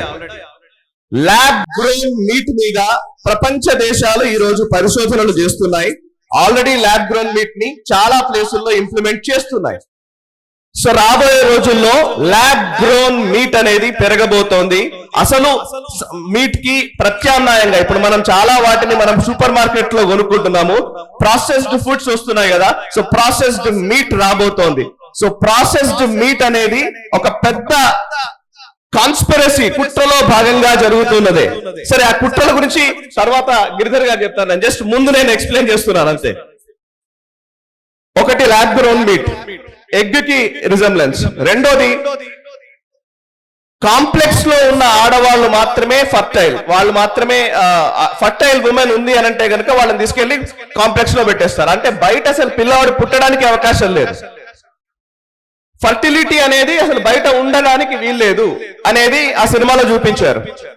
నిజానికి అది గత 30 సంవత్సరాలుగా ప్రపంచవ్యాప్తంగా జరుగుతోంది. ఫ్యామిలీ ప్లానింగ్ పేరిట, లేకపోతే అనేక రకాలుగా కుటుంబ నియంత్రణ చేయాలి, పాపులేషన్ ని తగ్గించాలి అనే ఒక పెద్ద అంశాన్ని మన పైన రుద్దే ప్రయత్నం చేస్తూ వస్తున్నారు. సో దట్ ఈ రోజు పాపులేషన్ లేకపోవడం వల్ల, అంటే యంగ్స్టర్స్ లేకపోవడం వల్ల, అందరూ సీనియర్ సిటిజన్స్, వయసు మళ్ళిన వాళ్ళే, 60 ఏళ్ళు 70 ఏళ్లకు వచ్చిన వాళ్ళ పాపులేషన్ తోటి జపాన్ ఈ రోజు సతమతం అవుతోంది, చైనా ఈ రోజు సతమతం అవుతోంది. సో యంగ్స్టర్స్ ఎక్కువగా ఉన్న దేశం భారతదేశమే. సో మనం ఇంకా ఆ ప్రమాదంలోకి వెళ్ళలేదు. సో యంగ్స్టర్స్ ఆల్రెడీ ఇప్పటికే అసలు పిల్లల్ని కనడమే వద్దు అనుకునే ఒక భావనలోకి పోతున్న టైంలో మనం ఉన్నాం. సో ఈ యంగ్స్టర్స్ కనుక సరిగ్గా ఆలోచించి మన జనాభా లెక్క కాదు, ఎంతమంది ఉన్నారన్నది లెక్క కాదు, ఎంత క్వాలిటీ పాపులేషన్ మన దగ్గర ఉంది అన్నది లెక్క. ఆ క్వాలిటీ పాపులేషన్ కేవలం భారతదేశంలో ఉంది అని ప్రపంచ దేశాలు నమ్ముతున్నాయి. అందుకే ఇప్పుడు పెద్ద పెద్ద కంపెనీల సీఈఓలు అందరూ మన వాళ్ళు. మైక్రోసాఫ్ట్లు, గూగుల్లు, ఏ కంపెనీ వేసుకున్నా దానికి సీఈఓలు, పెద్ద క్యాడర్ లో ఉన్నటువంటి ఎంప్లాయీస్ అందరూ మన వాళ్ళే. సో క్వాలిటీ పాపులేషన్ మన దగ్గర ఉంది, కానీ అది సరిగ్గా ఛానలైజ్ కాకపోతే రేపొద్దున ప్రమాదంలోకి వెళ్ళబోతున్నాం. ఇక అదే కల్కి సినిమాలోనే కాంప్లెక్స్ అని ఉంటుంది, అంతా మొత్తం ఒకటే కాంప్లెక్స్ లోనే. మీకు పండ్లు కావాలన్నా, కనీసం నేచర్ కావాలన్నా, ఏది కావాలన్నా ఆ కాంప్లెక్స్ లోనే ఉంటది సినిమాలో. సో అట్లాంటి కాన్సెప్టే ఈ రోజు అమెరికా ఇట్లాంటి దేశాల్లో బిల్ గేట్స్ వీళ్ళు తీసుకొస్తున్నారు. 15 minutes డ్రైవ్ సిటీస్ అని, అంటే 15 నిమిషాల్లోనే ఒక సిటీ ఉంటుంది అంతే. ఆ సిటీలోనే అన్ని దొరకాలి, వీడు ఇంకెక్కడికి పోవడానికి వీల్లేదు, రాకపోకలు ఉండవు. దానికి ఉదాహరణ కోవిడ్ టైంలో మనం అనుభవించాం. అపార్ట్మెంట్ దాటి బయటకు వచ్చే పరిస్థితి లేదు. సో అలా మెల్లిమెల్లిగా వ్యాక్సిన్స్ ని, దాని ఏమంటారు, వైరస్ ని పంపించి అలా ప్రపంచాన్ని కంట్రోల్లోకి తీసుకునే ఒక ప్రయత్నాలు జరుగుతున్నాయి. దానికి పేరే డీప్ స్టేట్. సో చాలా పెద్ద పెద్ద మాటలు చెప్పట్లేదు నేను, సినిమాల్లో చూపిస్తున్న విషయాలే నేను చెప్తున్నాను, చిన్నవే. కానీ దాని వెనకాల నిజానికి చాలా కథలు నడుస్తున్నాయి, పెద్ద పెద్ద కుట్రలు జరుగుతూ ఉన్నాయి. దీంట్లో నేను ఒక మీడియా పరిస్థితి, నేను ఇంజనీరింగ్ చేశాను. ఇంజనీరింగ్ తర్వాత ఏం చేయాలి అనుకుంటున్నప్పుడు నాకున్న ప్యాషన్ సొసైటీలో అనుక్షణం నేను ఉండాలి, అనుక్షణం ఈ సమాజానికి సంబంధించిన విషయాల్లో నేను భాగస్వామిని కావాలి. అది ఏంటి అనుకుంటున్నప్పుడు మీడియా అనుకున్నాను. సరే, మీడియాలోకి రావాలి. అలా హెచ్ఎంటీవీలో జాయిన్ అయ్యాను. యాజ్ ఎ ప్రెజెంటర్, యాంకర్ గా నేను పనిచేశాను. హెచ్ఎంటీవీ తర్వాత 10 టీవీలో పనిచేశాను. ఆ తర్వాత భారత్ టుడేలో పనిచేశాను. వివిధ హోదాల్లో పనిచేస్తూ వచ్చాను. కానీ నేను అనుకుంటున్నది ఏదో చెప్పాలి ప్రపంచానికి, ఇంకా అంటే రీసెర్చ్డ్ కంటెంట్ మనం ఏమైనా ఇవ్వాలి అనే ఉద్దేశంతో 2019 ఆగస్ట్ 15 రోజున నేషనలిస్ట్ హబ్ అనే ఛానల్ ని స్టార్ట్ చేశాం. ఇది కేవలం ఒక డిజిటల్ మీడియాగా స్టార్ట్ అయింది. 2019లో స్టార్ట్ చేశాను. 2019లో ఆర్టికల్ 370 తీసేసిన తర్వాత కశ్మీర్ లాంటి ప్లేస్లకు వెళ్ళి గ్రౌండ్ రిపోర్ట్స్ చేశాము. ఎప్పుడైతే కల్నల్ సంతోష్ బాబుని చంపేశారు గల్వాన్ లోయలో, మీకు గుర్తుందా? గల్వాన్ అనే ప్లేస్ లో మన ఆర్మీ అధికారిని చంపేసింది చైనా అన్న విషయం తెలుసా? తెలుసా? తెలీదా? తెలుసా? తెలుసా తెలీదా? తెలుసు. Good, okay. సో తెలుసు అని అన్నారు కాబట్టి ఇప్పుడు నేను వదిలేశాను, లేకపోతే ఇంకో 10 నిమిషాలు మాట్లాడేవాడిని. Thank God. ఎందుకంటే చైనా అక్రమంగా మన భూభాగంలో ఉన్నటువంటి మన కల్నల్ సంతోష్ బాబు గారిని లేకపోతే మన ఆర్మీ జవాన్లని అదే పనిగా చంపి ఒక మెసేజ్ ఇవ్వాలనుకుంది భారతదేశానికి. అంటే మేము ఊరుకోము అనే మెసేజ్ ఇవ్వాలనుకుంది. కానీ మన వాళ్ళు తిరిగి రిటాలియేట్ చేసి చైనాని కూడా మట్టి కనిపించి ఆల్మోస్ట్ 40, మన వాళ్ళని 20 మందిని చెప్తే వాళ్ళు 40 మందిని చంపేశారు. 40-50 మందిని మన వాళ్ళు చంపారు. చంపి ప్రతీకారం తీసుకున్నారు కాబట్టి చైనా తోక ముడవాల్సిన పరిస్థితి వచ్చింది. సో అది అంత పెద్ద ఘట్టం అది. సో గల్వాన్ క్లాష్ జరిగిన తర్వాత నేను, గిరిధర్ గారు ఆ బార్డర్ ఏరియాస్ లోకి వెళ్ళి రిపోర్ట్ చేసి వచ్చాం. తెలుగు మీడియాలో మొట్టమొదటిసారి Kashmir ground reports and Ladakh border నుంచి గ్రౌండ్ రిపోర్ట్స్ చేసిన జర్నలిస్ట్ గా నాకు చాలా గర్వకారణంగా ఉంది. సో అనేక స్టోరీస్ మేము చేసుకుంటూ వచ్చాం. సరే, ఇప్పుడు ఇక్కడ పాయింట్ ఏంటంటే ఇందాక వారు 1 మిలియన్ సబ్స్క్రైబర్స్ అన్నారు. ఎస్, ప్రౌడ్ గా 1 మిలియన్ చాలా చిన్న నెంబర్ కావచ్చు మీ యంగ్స్టర్స్ కి, లేదా ఇన్స్టాగ్రామ్ ఫాలోవర్స్ గురించి ఆలోచించే వాళ్ళకి. బట్ 1 మిలియన్ వ్యూవర్స్ అంటే, 1 మిలియన్ సబ్స్క్రైబర్స్ అంటే ఇందులో చాలా నిష్ వ్యూవర్షిప్ ఉంది. అంటే మనకు పాపులారిటీ 2 రకాలు. ఒక పాపులారిటీ ఏమో అంటే ఏదైనా చిన్న వైరల్ కంటెంట్ అయిందంటే లక్షల మందికి పరిచయం అయిపోతారు. పాపులర్ అవడం వేరు. ఆ పాపులారిటీ గౌరవప్రదంగా ఉందా లేదా అనేది రెండో అంశం. సో గౌరవప్రదమైన వ్యక్తులు మిమ్మల్ని గుర్తిస్తున్నారా? గౌరవప్రదమైన వ్యక్తులు విభిన్న హోదాల్లో ఉన్న వాళ్ళు మిమ్మల్ని చూస్తున్నారా అంటే yes, we have got that popularity. అలాంటిది ఏంటంటే ఈ రోజు సినిమా ఇండస్ట్రీలో ఉన్నటువంటి పెద్ద పెద్ద డైరెక్టర్లు, ప్రొడ్యూసర్లు కూడా నేషనల్ స్టాఫ్ ని రెగ్యులర్ గా ఫాలో అయ్యేవాళ్ళు. నేను సినిమాలంటే నాకు చాలా ఇష్టం. నేను ప్రతి వారం ఏదో ఒక సినిమా చూడకుండా ఉండను. కానీ ఆ సినిమా అర్థవంతమైన సినిమాలు ఖచ్చితంగా నేను ఎక్కువ చూస్తా. నెట్ఫ్లిక్స్ లో మనం చాలా వేస్ట్ మెటీరియల్ చాలా ఉందని మనం అందరు బాధపడుతుంటారు. ఈ జనరేషన్ అందరూ ఏమనుకుంటారంటే, పెద్దవాళ్ళు ఏమనుకుంటారంటే అయిపోయింది, ఇంకా అసలు ఇండస్ట్రీయే పోయింది, అసలు దారుణమైన ఇవి వస్తున్నాయి, వీటిని చూసి యూత్ చెడిపోతున్నారు అనుకుంటున్నారు. అలాంటిదేం లేదు. కానీ వాళ్ళకి అర్థమయ్యే విషయాలని కరెక్ట్ గా చెబితే వాళ్ళు తీసుకున్నంత స్పీడ్ గా ఈ మా జనరేషన్, అంతకుముందు జనరేషన్ కూడా తీసుకోదని నా నమ్మకం. సో ఇదే నెట్ఫ్లిక్స్ లో, ఇదే అమెజాన్ ప్రైమ్ లో అద్భుతమైన డాక్యుమెంటరీస్ ఉన్నాయి, అద్భుతమైన హిస్టారికల్ స్టోరీస్ ఉన్నాయి, అద్భుతమైన వెబ్ సిరీస్లు ఉన్నాయి. సో కొంచెం వాటి వైపు వెళ్లే ప్రయత్నం చేయవలసిందిగా నేను విజ్ఞప్తి చేస్తున్నాను. కేవలం ఎంటర్టైన్మెంట్, కేవలం ఏదో పర్లేదులే ఏదో వినోదం కావాలి అనుకునే ఒక లైటర్ వెన్ సబ్జెక్ట్ లో కాకుండా కొంచెం సీరియస్నెస్ ఉన్న అంశాల వైపు జస్ట్ దృష్టి సారించండి. డిస్నీలో, ఫర్ ఎగ్జాంపుల్, డిస్నీలో నేను మీడియా పర్సన్ గా వచ్చాను. మీడియా ఆపర్చునిటీస్ గురించి మాట్లాడాలి. మీడియా ఆపర్చునిటీస్ లో ముఖ్యమైన ఆపర్చునిటీ అంటే మీడియా చాలా రకరకాల అంశాలు దీంట్లోకి వస్తున్నాయి. ట్రాన్సిషన్ జరుగుతోంది. మీడియా మొత్తం ట్రాన్సిషన్ మొదలవుతోంది. ఇంతకు ముందు ఉన్న జర్నలిజం ఈ రోజు జర్నలిజం కి డిఫరెన్స్ వచ్చేసింది. ఈ రోజు సిటిజన్ జర్నలిజం వచ్చింది. ఇంతకు ముందు నిజానికి ఒక ప్రెస్ మీట్ పెడితే గాని, అంటే ఒక పొలిటికల్ లీడర్ ప్రెస్ మీట్ పెడితే ఆ ప్రెస్ మీట్ ని బట్టి అంటే ఒక ప్రెస్ మీట్ అంటే అర్థం ఏంటంటే జనరల్ గా ఇప్పుడు ఒక లీడర్ ఏదైనా మాట్లాడాలి, ప్రజలకు ఏదైనా చెప్పాలి అంటే మీడియా వాళ్ళందరికీ పిలిచి అన్ని ఛానళ్ళు అన్ని పేపర్ల వాళ్ళు వస్తే అప్పుడు ఆయన విషయం చెబితే ఆ ఛానళ్ళు పేపర్లు వాళ్ళకు తోచిన కోణంలో వాళ్ళు రాస్తే అది జనాలకు వెళ్ళాలి. అలా ఉండేది ప్రాసెస్. ఇవాళ అది లేదు. ఇవాళ డైరెక్ట్ గా ఒక పొలిటీషియన్ గానీ ఒక సెలబ్రిటీ గానీ ఒక వీడియో చేసి సోషల్ మీడియాలో అప్లోడ్ చేస్తున్నారు. అది వార్త అయిపోయింది ఛానళ్ళకి. సో ఇప్పుడు డైరెక్ట్ గా ఏ పవన్ కళ్యాణ్ గారో లేకపోతే ఏ హీరోలు ఎవరైనా సరే వాళ్ళు డైరెక్ట్ గా ట్విట్టర్ లో ఏమనుకుంటున్నారో అది చెప్పేస్తారు. అది వార్త అయిపోయింది. సో అంటే నేను మారిపోయింది, సోషల్ మీడియాలోకి వచ్చేసాం. ఆ సోషల్ మీడియా ట్రాన్సిషన్ లో ఉన్న టైంలో అంటే జనరల్ గా మీడియా ఛానల్ ఇదివరకున్న స్టోరీలు కానీ వాటి నుంచి బయటపడి ఇప్పుడు 1 minute స్టోరీలోకి వచ్చేసాం. ఇప్పుడు 5 నిమిషాలు 10 నిమిషాలు, ఇంతకుముందు 5 నిమిషాల వార్తని అరగంట సేపు చూపించేవాళ్ళు. చెప్పిందే చెప్పి న్యూస్ ఛానల్ చూపించేవి. అదొక విసుగెత్తిన పరిస్థితి వచ్చిన జనాలు ఇప్పుడు అరగంట వార్త అయినా సరే 5 నిమిషాల్లో చూడాలనుకుంటారు. ఇదో విచిత్రం. 5 నిమిషాల వార్తని అరగంట చూపించడం అప్పుడు విచిత్రము. ఇప్పుడు అరగంట అయినా సరే 5 నిమిషాల్లో కావాలనుకోవడం ఇంకా విచిత్రం.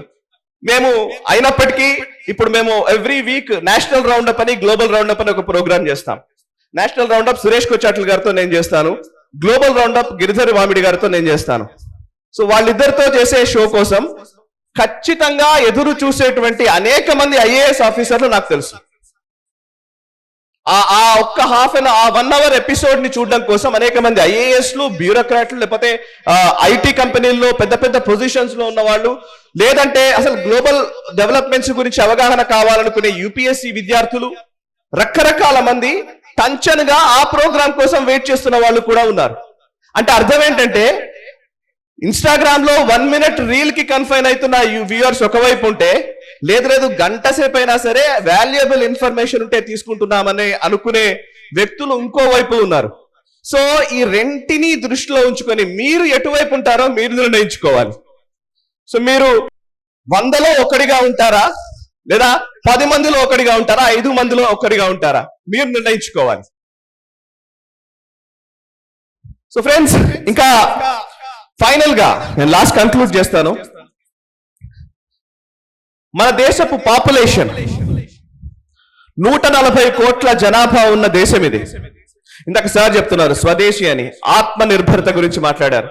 అంటే మనమే మన దేశంలోనే మన ఉత్పత్తులు మనం చేసుకోవాలి అని. నిజానికి నేను ఒక చిన్న కంపారిజన్ చెప్పేసి నేను క్లోజ్ చేస్తాను. ప్రపంచాన్ని గడగడలాడించినటువంటి దేశం బ్రిటిష్ సామ్రాజ్యం, రవి అస్తమించని సామ్రాజ్యం అనేవాళ్ళు. అంటే తెలుసా, రవి అస్తమించని సామ్రాజ్యం అంటే సూర్యుడు సన్సెట్ అనేది ఉండదు వాళ్ళకి, సూర్యుడి అస్తమయం అనేది ఉండదు. ఎందుకు అంటే ప్రపంచమంతా వాళ్ళ పరిపాలనలోనే ఉంది కాబట్టి. దాదాపుగా ఇప్పుడు ఈస్టర్న్ కంట్రీస్ వాళ్ళ చేతిలోనే ఉన్నాయి, వెస్టర్న్ కంట్రీస్ వాళ్ళ చేతిలోనే ఉన్నాయి. సూర్యుడు అటు ఇప్పుడు ఇక్కడ మనకు రాత్రి అయితే అక్కడ పగలవుతుంది, అక్కడ రాత్రి అయితే ఇక్కడ పగలవుతుంది, అంతే కదా. సో రవి అస్తమించని సామ్రాజ్యం అని చెప్పినటువంటి బ్రిటిష్ సామ్రాజ్యంగా ప్రపంచాన్ని ఏలినటువంటి యూకే, ఈ రోజు యూకేగా పిలువబడుతున్నటువంటి దేశం జనాభా 6.8 కోట్లు. ఒక కర్ణాటక జనాభా 6.7 కోట్లు. ఒక కర్ణాటక జనాభా 6.7 కోట్లు, యూకే జనాభా 6.8 కోట్లు. అదే జనాభా, కానీ వాడు ప్రపంచాన్ని శాసించాడు. ఈరోజు యూకే వాళ్ళ ఎకానమీ కానీ వాళ్ళకు సంబంధించినటువంటి వాటి కానీ అభివృద్ధి చెందిన దేశం అంటాం. బట్ మనకున్న టాలెంట్స్ ని లేదా మనకున్న పూర్తి శక్తిని వినియోగిస్తే మనం ఎంతవరకు వెళ్ళగలం? ఒక బ్రెజిల్ ఫుట్బాల్ విషయం వస్తే, నేను స్పోర్ట్స్ కి తీసుకుందాం, ఒక ఫుట్బాల్ విషయంలోకి వస్తే బ్రెజిల్ చాలా అద్భుతమైన దేశం అని చెప్తుంటారు కదా బ్రెజిల్. సో బ్రెజిల్ జనాభా 21.64 కోట్లు. యూపీ జనాభా 23.32 కోట్లు, ఒక రాష్ట్రపు జనాభా. జపాన్ ప్రపంచంలో 3వ అతిపెద్ద ఆర్థిక వ్యవస్థ కలిగినటువంటి 4వ అతిపెద్ద ఆర్థిక వ్యవస్థ కలిగినటువంటి జపాన్ జనాభా 12.45 కోట్లు. ఒక బీహార్ జనాభా 12.49 కోట్లు. ఒక Bihar is equal to Japan నిజానికి జనాభా పరంగా చూస్తే. ఓకే, జర్మనీ 8.54 క్రోర్స్, 8.45 క్రోర్స్ జనాభా ఉన్న జర్మనీ. ఇంకోవైపు మధ్యప్రదేశ్ చూస్తే 8.55 కోట్లు. ఒక Madhya Pradesh is equal to Germany. ఒక Italy is equal to AP. Italy జనాభా 5.8 కోట్లు, ఏపీ జనాభా 5.3 కోట్లు. ఇక లెక్క వేసుకోండి, ఇక మీరు కంపేర్ చేసుకుంటూ పోతే అంటే ఇంత జనాభా ఉంది అని అంటే ఇంత రిసోర్సెస్ ఉన్నా అంటే ఇన్ని మెదళ్ళు పనిచేస్తున్నాయని అర్థం. మీరు రిసోర్సెస్ అంటే డబ్బుల గురించి ఆలోచించొద్దు. రిసోర్సెస్ అంటే కేవలం మా దగ్గర ఇది లేదు అది లేదు వద్దు. మన బ్రెయినే మన పెట్టుబడి, మన ఆలోచనలే మన పెట్టుబడి. మన ఆలోచనలు కనుక సమర్థవంతంగా ఉంటే డబ్బు పెట్టడానికి ఈరోజు ఇన్వెస్ట్మెంట్స్ చేస్తున్న వాళ్ళు ఎదురు చూస్తున్న సందర్భాలు అనేకం ఉన్నాయి. ఎస్, స్ట్రగుల్ చేయాలి. మీరు ఉద్యోగంలోకి వెళ్ళాలనుకున్నా లేకపోతే వ్యాపారం చేయాలనుకున్నా ఏది చేయాలనుకున్నా మన మెదడే మన పెట్టుబడి. ఈ రోజు మొట్టమొదట మనం ఆలోచించుకోవాల్సింది మెదడే మన పెట్టుబడి. ఈ మెదడుని సరిగ్గా వినియోగిస్తున్నామా లేదా? మనం సరిగ్గా వినియోగిస్తే ఈ దేశంలో ఇప్పుడు నేను చెప్పినట్టుగా ఒక్కొక్క రాష్ట్రం ఒక్కొక్క దేశంతో సమానం వాళ్ళ జనాభాలతో పోల్చితే. సో ఒక్కొక్క రాష్ట్రము నిజానికి ఆ దేశాల లాగా మారితే భారతదేశం అతి త్వరలోనే ఒక విశ్వగురు పీఠం పైన ఉంటుంది. నంబర్ 1 పొజిషన్ లోకి భారతదేశం వెళ్ళడానికి మనమే దోహదం చేసిన వాళ్ళం అవుతాం. ఇదే కళని నరేంద్ర మోదీ గారు పెట్టుకొని 2047కి వికసిత భారతం అంటున్నారు. బికాస్ ఆయన చెప్తున్న 2047 వికసిత భారతం అదేదో బీజేపీ టార్గెట్ కాదు బ్రదర్స్, గుర్తుంచుకోండి. ఇది బీజేపీ టార్గెట్ కాదు, ఇది ఆర్ఎస్ఎస్ టార్గెట్ కాదు, ఇది మీ టార్గెట్, ఇది మా టార్గెట్. మన టార్గెట్ వికసిత భారతం. నరేంద్ర మోదీ గారి టార్గెట్ కాదు, బీజేపీ టార్గెట్ కాదు అది. Please don't think like that. ఏదో బీజేపీకి సంబంధించిన విషయంగా అనుకుంటారంటే మనం పొరపడిపోతాం. సో వికసిత భారతం అంటే ఏంటి? రాబోయే రోజుల్లో అభివృద్ధి చెందిన దేశం అవుతుంది అంటే ఏంటి? ఆ అభివృద్ధి చెందిన దేశం అయితే మనం ఎక్కడుందాం? మన పొజిషన్ ఏంటి? ఇదే జీతాలతో ఏదో చిన్న బతుకులు బతుకుదామా? లేదు ఆ ఆపర్చునిటీస్ ని సద్వినియోగం చేసుకొని మనము దాంట్లో గొప్ప పొజిషన్కి వెళదామా? ఈరోజు $5 ట్రిలియన్ ఎకానమీలోకి భారతదేశం వెళ్తుంది అంటున్నారు. $5 ట్రిలియన్ ఎకానమీ అని అంటే ఎవరిది? ఎవరో వచ్చి ఎవరిదో సంపాదించుకునేది కాదు, మనమే. ఆ లబ్ధి వచ్చేది మనకే, ఆ ప్రయోజనాలు వచ్చేది మనకే. సో మాకంటే ఇంకా నాకంటే మీకెక్కువ వస్తాయి, ఎందుకంటే మీరు యంగ్ ఏజ్ లో ఉంటారు కాబట్టి. బై 2030 ఒక లెక్క చెప్తున్నారు. బై 2030 2030కి 1995 తర్వాత పుట్టిన వాళ్ళు, 1995 తర్వాత పుట్టిన వాళ్ళ జనాభా తీసుకుంటే గనక, అంటే అక్కడ నుంచి యంగ్స్టర్స్ గా పరిగణలోకి తీసుకుంటే గనక 2035కి 2025లో ఉన్నాం, 10 సంవత్సరాల తర్వాత 2035కి ఈ 1995 తర్వాత పుట్టే వాళ్ళ జనాభా 50% పైన ఉంటుందంట. 50% అండ్ అబౌవ్ 95 తర్వాత పుట్టిన వాళ్ళే.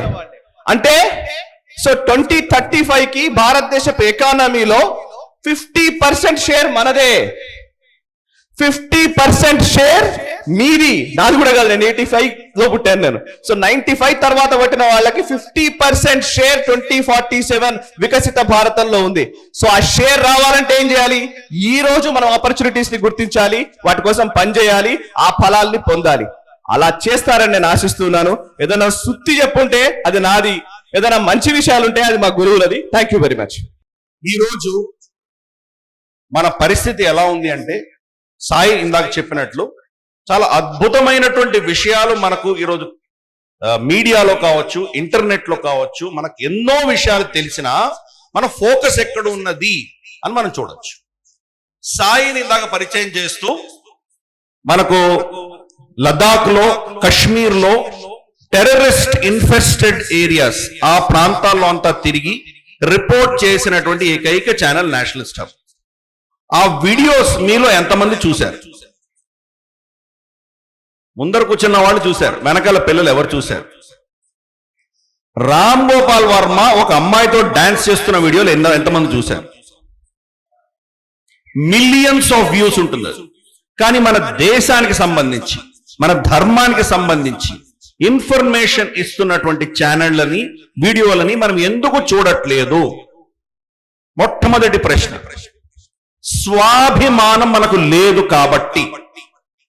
మనల్ని స్వాభిమానం తీసేసి ఒక మషీన్ లాగా తయారు చేస్తున్నది బ్రిటిష్ వాళ్ళు స్థాపించినటువంటి సిస్టమ్.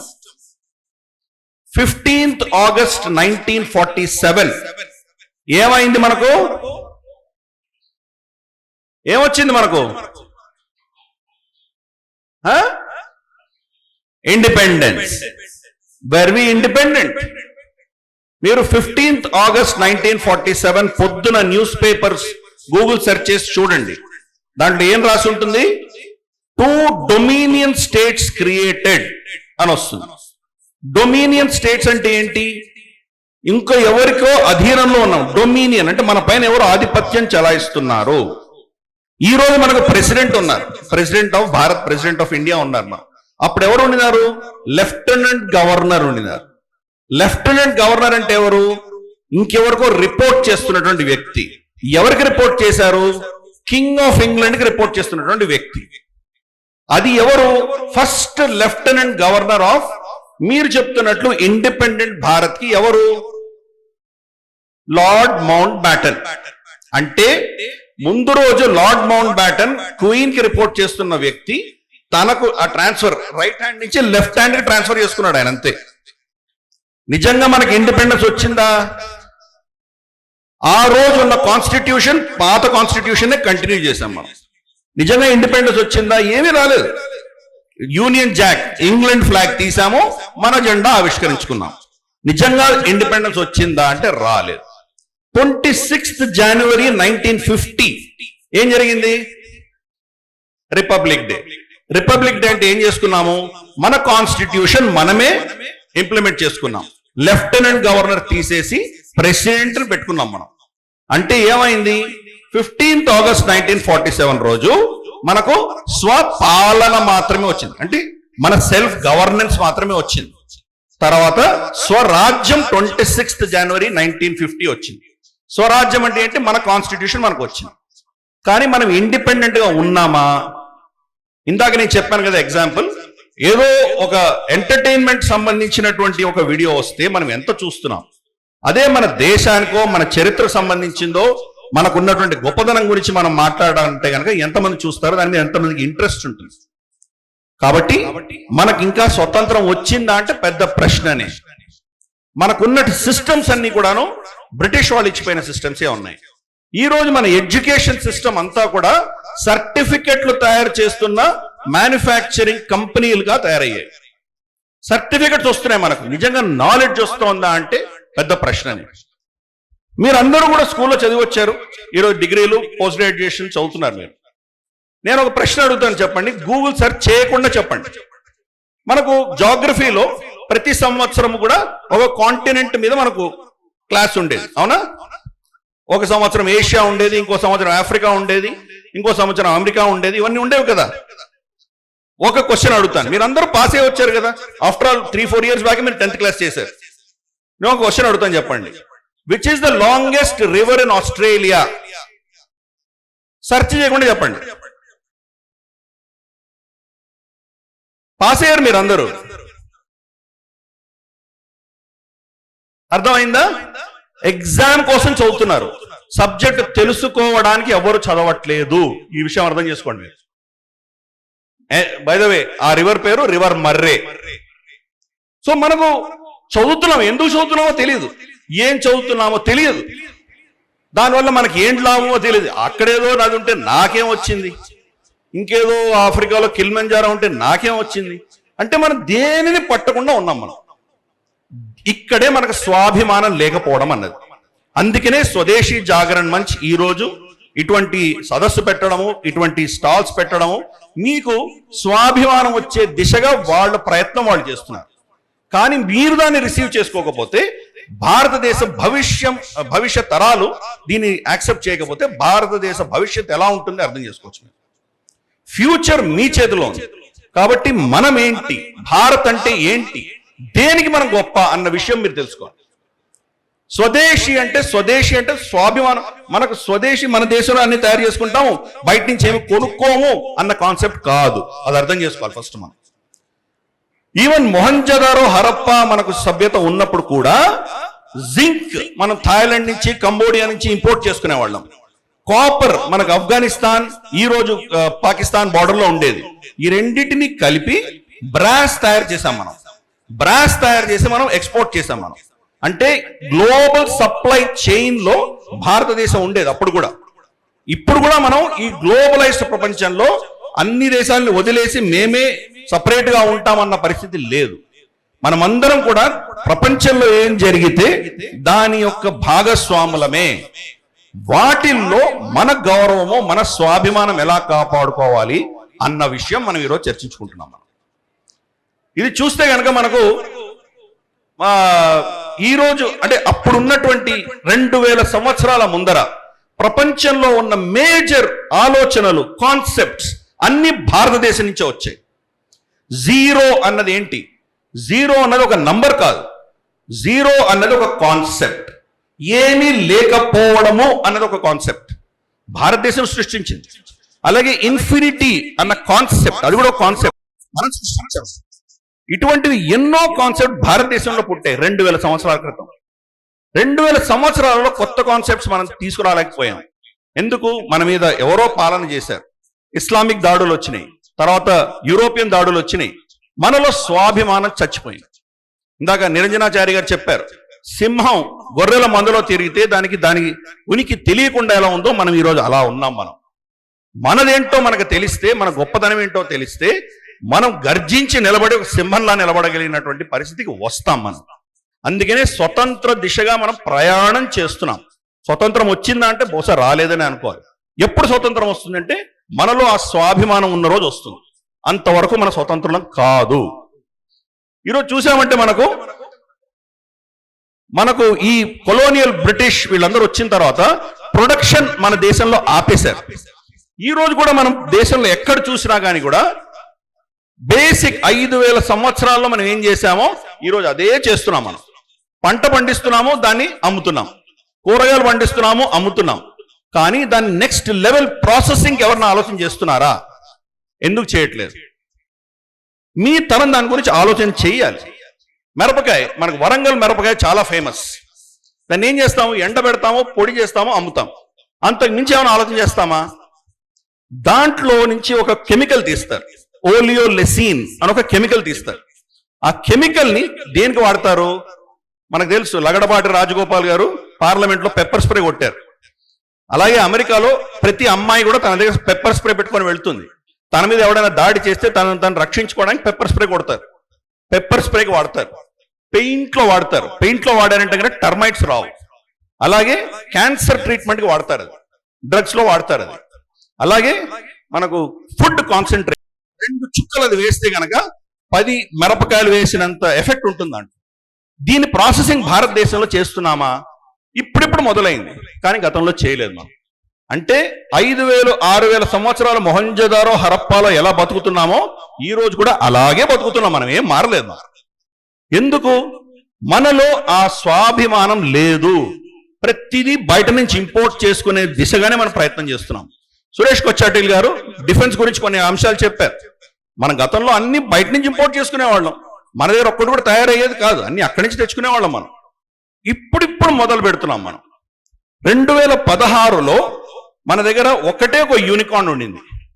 యూనికార్న్ అంటే ఏంటో తెలుసా మీకు? అసలు కొత్తగా ఎవరైనా కంపెనీ స్టార్ట్ చేస్తే దాని వాల్యూ మార్కెట్లో, దాని విలువ $1 బిలియన్ ఉంటే కనుక దాన్ని యూనికార్న్ అని పిలుస్తారు. 2016లో మన దగ్గర ఒకటే యూనికార్న్ ఉండింది.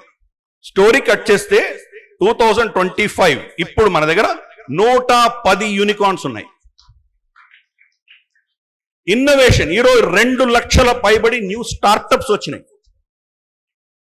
అలాగే మనకు ఈ డిఫెన్స్ రంగంలో కావచ్చు, మనకు స్పేస్ రంగంలో కావచ్చు, రమారమి 2 నుంచి 3,000 స్టార్టప్స్ వచ్చినాయి. ఇవి అంతా కూడా గత 4-5 సంవత్సరాల్లో మనం ఈ మార్పులు చూస్తున్నాం. మీకు ఆపర్చునిటీ ఉంది. మనకు పిల్లలందరూ కూడా, ఈవెన్ ఐఐటీస్ చదివే వాళ్ళు కావచ్చు, మనకు ఎంబీఏ స్టూడెంట్స్ కావచ్చు, ఏమనుకుంటారు? మనకు కోర్స్ అయిపోయిన తర్వాత ఎవరో మనకు ఉద్యోగం ఇవ్వాలి. డిగ్రీ వచ్చిన పాపానికి ఉద్యోగం ఇవ్వకపోతే మోదీ గారిని తిడతాము, మనం కేసీఆర్ని తిడతాము, లేదా రేవంత్ రెడ్డిని తిడతాం. మనకు డిగ్రీ వస్తే వాడు మనకు ఉద్యోగం ఇవ్వాలి అని మనం డిసైడ్ అయిపోవాలి. మనమే కలిసి ఏమైనా చేయొచ్చా అనేందుకు ఆలోచన చేయట్లేదు. మన ఎడ్యుకేషన్ సిస్టమ్ 2 అంశాలు మన నుంచి దూరం చేశాయి. ఒకటి ఇన్నోవేషన్, 2 ఆంటర్ప్రెన్యూర్షిప్. అంటే మనమే ఏమైనా చేద్దామన్న ఆలోచన మనకు రాదు. క్యాంపస్ రిక్రూట్మెంట్కి వెళ్దామా, లేదా ఏదో ఉద్యోగం చేద్దామా, ఇది మాత్రమే ఆలోచన చేస్తాం మనం. ఎందుకు అలా తయారైంది సిస్టమ్, అలా తయారైంది మన దగ్గర. ఈరోజు సుందర్ పిచ్చయ్య, సత్య నాదెండ్ల ఇటువంటి పెద్ద పెద్ద పేర్లు వింటున్నాం మనం. గూగుల్, తర్వాత మైక్రోసాఫ్ట్ సిఇఓలు అమెరికాలో ఉన్నారు. వాళ్ళు కూడా ఏం చేస్తున్నారు, ఆ కంపెనీలకు ఊడిగం చేస్తున్నారు. దే ఆర్ ఎంప్లాయీస్ మాత్రమే. ఒరిజినల్ ఇన్నోవేషన్ జరుగుతోందంటే లేదనే చెప్పాలి. మన దేశంలో జరగట్లేదు. అక్కడ వాళ్ళు టెక్నాలజీ కూలీలుగా వెళ్తున్నారు. మీరు అలా వెళ్ళకండి. సరే, ఎక్స్పీరియన్స్ కోసం వెళ్ళి కంపెనీలో చేరతారా, చేరండి. కానీ తర్వాత మీరే ఏమైనా చేయగలరా అని ఆలోచన చేయండి. ఇందాక నన్ను పరిచయం చేసేటప్పుడు వారు చెప్పారు, గూగుల్ భారతదేశానికి వచ్చినప్పుడు నేను ఆ కంపెనీకి, గూగుల్ ఇండియాకి ఫస్ట్ హెడ్ ఆఫ్ ఫైనాన్స్ గా నేను బాధ్యతలు స్వీకరించాను అప్పట్లో.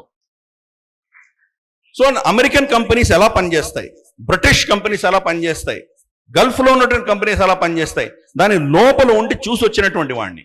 నేను కూడా మీలాగే సేమ్ ఎడ్యుకేషన్ సిస్టమ్స్ వచ్చిన వాడిని. ఉద్యోగం వస్తే చాలా గొప్ప విషయం అని ఆ భావనతో పెరిగినటువంటి వాడిని. అందుకని ఇప్పుడు నా అనుభవం ముందర ఉంచే ప్రయత్నం నేను చేస్తున్నాను. ఈ కంపెనీలన్నీ కూడాను మనల్ని రిసోర్స్ గా తీసుకుంటాయి. హ్యూమన్ రిసోర్స్ అంటున్నారు. అంటే ఒక కంపెనీలో స్టీల్ మ్యానుఫ్యాక్చరింగ్ కి మీకు స్టీలు, ఐరన్ ఓర్, ఏంటంటో మ్యాగ్నీషియం కలుపుతారు కదా, అలాగే హ్యూమన్ రిసోర్సెస్. మనల్ని వ్యక్తులుగా చూడరు, వాళ్ళు మనల్ని ఒక రిసోర్స్ గా చూస్తున్నారు. 11,000 మంది ఫేస్బుక్ ఎంప్లాయీస్ ని మార్క్ జకర్బర్గ్ లాస్ట్ ఇయర్ సాక్ చేశాడు, ఉద్యోగం నుంచి తీసేశాడు. 11,000 మందిని తీసేసి తన సెక్యూరిటీ ఇంక్రీజ్ చేసుకుంటూ $250 మిలియన్ బడ్జెట్ పెంచుకున్నాడు. అంటే ఏంటి అర్థం, use and throw, toilet paper లాగా వాడుకుంటారు మనల్ని.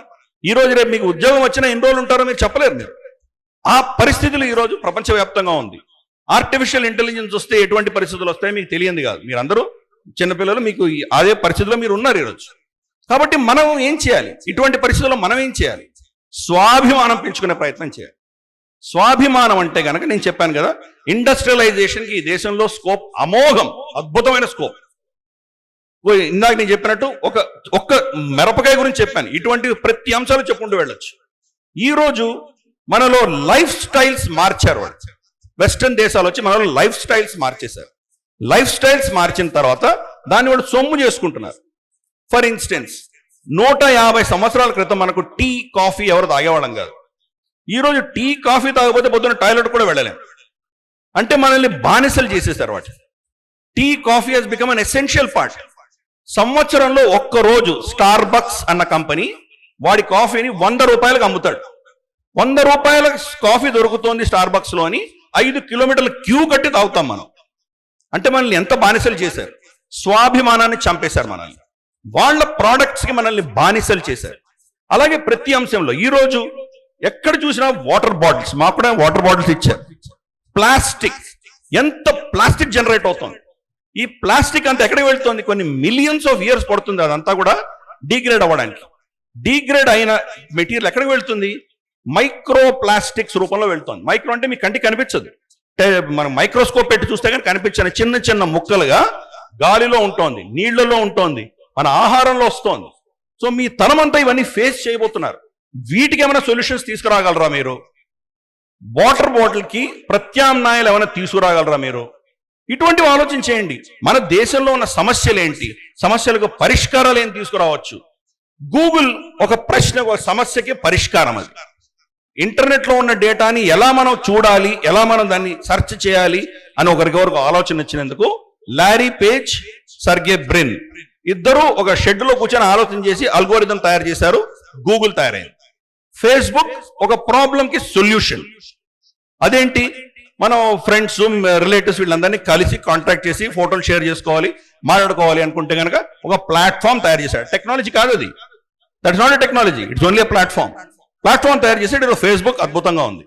సో వాళ్ళన్నీ కూడా అందరూ కూడా చేసింది ఏంటంటే సొల్యూషన్స్ తీసుకొచ్చారు. మీరు సొల్యూషన్స్ ఎందుకు తీసుకురాలేరు? చిన్న అంశం ఈరోజు చూస్తాం మనం. మన దగ్గర గతంలో ప్రభుత్వం ఒకటే, మనకు విజయ డైరీ పార్లర్ అదొక్కటే ఉండేది. ప్రభుత్వం రన్ చేసేది ఒక్కటి తప్ప మన దగ్గర ఏమి ఉండేది కాదు. ఈ రోజు రాజేశ్వరరావు గారు లాంటి వాళ్ళు కరీంనగర్ డైరీ స్టార్ట్ చేసి ఇక్కడ ఉన్నటువంటి గో సంపద వీటిని సద్వినియోగం చేసి ఒక అద్భుతమైనటువంటి కంపెనీ తయారు చేశారు. మొత్తం తెలంగాణ గర్వించదగ్గ కంపెనీగా ఆయన తయారు చేశారు కరీంనగర్ డైరీ. కాబట్టి ఒక ప్రభుత్వ రంగ సంస్థ ఏం చేస్తుందో చేసినా చేయకపోయినా కానీ కూడా ఆయన ఈరోజు చేశారు. ఎంతమందికి, ఎన్ని వేల మందికి ఈరోజు ఉపాధి కలిగిస్తున్నారు. ఎంత ఎకో సిస్టమ్ డెవలప్ అయింది. డిస్ట్రిబ్యూషన్ నెట్వర్క్ కావచ్చు, దాని ప్రాసెసింగ్ కావచ్చు, ఎన్ని ప్రోడక్ట్స్ తయారు చేస్తున్నారు ఆయన. గతంలో పాలు పిండి మన ఇంటికి వచ్చి పాలు ఇచ్చిపోయేవాళ్ళు. అటువంటిది ఒక అద్భుతమైన సంస్థ అయినా తయారు చేయగలిగారు. కరీంనగర్లో చేశారు, ఎక్కడో చేయలేదు ఆయన. కాబట్టి ఇటువంటివి ఆలోచన చేసి స్టార్ట్ చేయవలసిన బాధ్యత మీ మీద ఉంది. అది స్వాభిమానం. స్వాభిమానం అంటే నేనున్న ప్రాంతంలో నేను ఏం చేయగలను, ఇక్కడ పండుతున్నటువంటి పంటల్ని మనం ఏమైనా వినియోగం చేయగలుగుతున్నామా? మునక్కాయలో ఉన్నటువంటి ఆ ఫ్లెష్ ఉంటుంది కదా, ఫ్లెష్ ని ప్రాసెస్ చేస్తే కనుక డయాబెటీస్ కి సంబంధించిన ప్రోడక్ట్స్ వస్తాయి.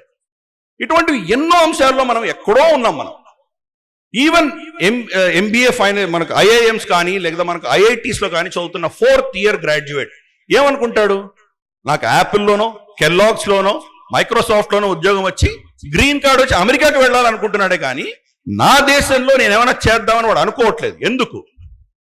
మనకు స్వాభిమానం చచ్చిపోయింది కాబట్టి.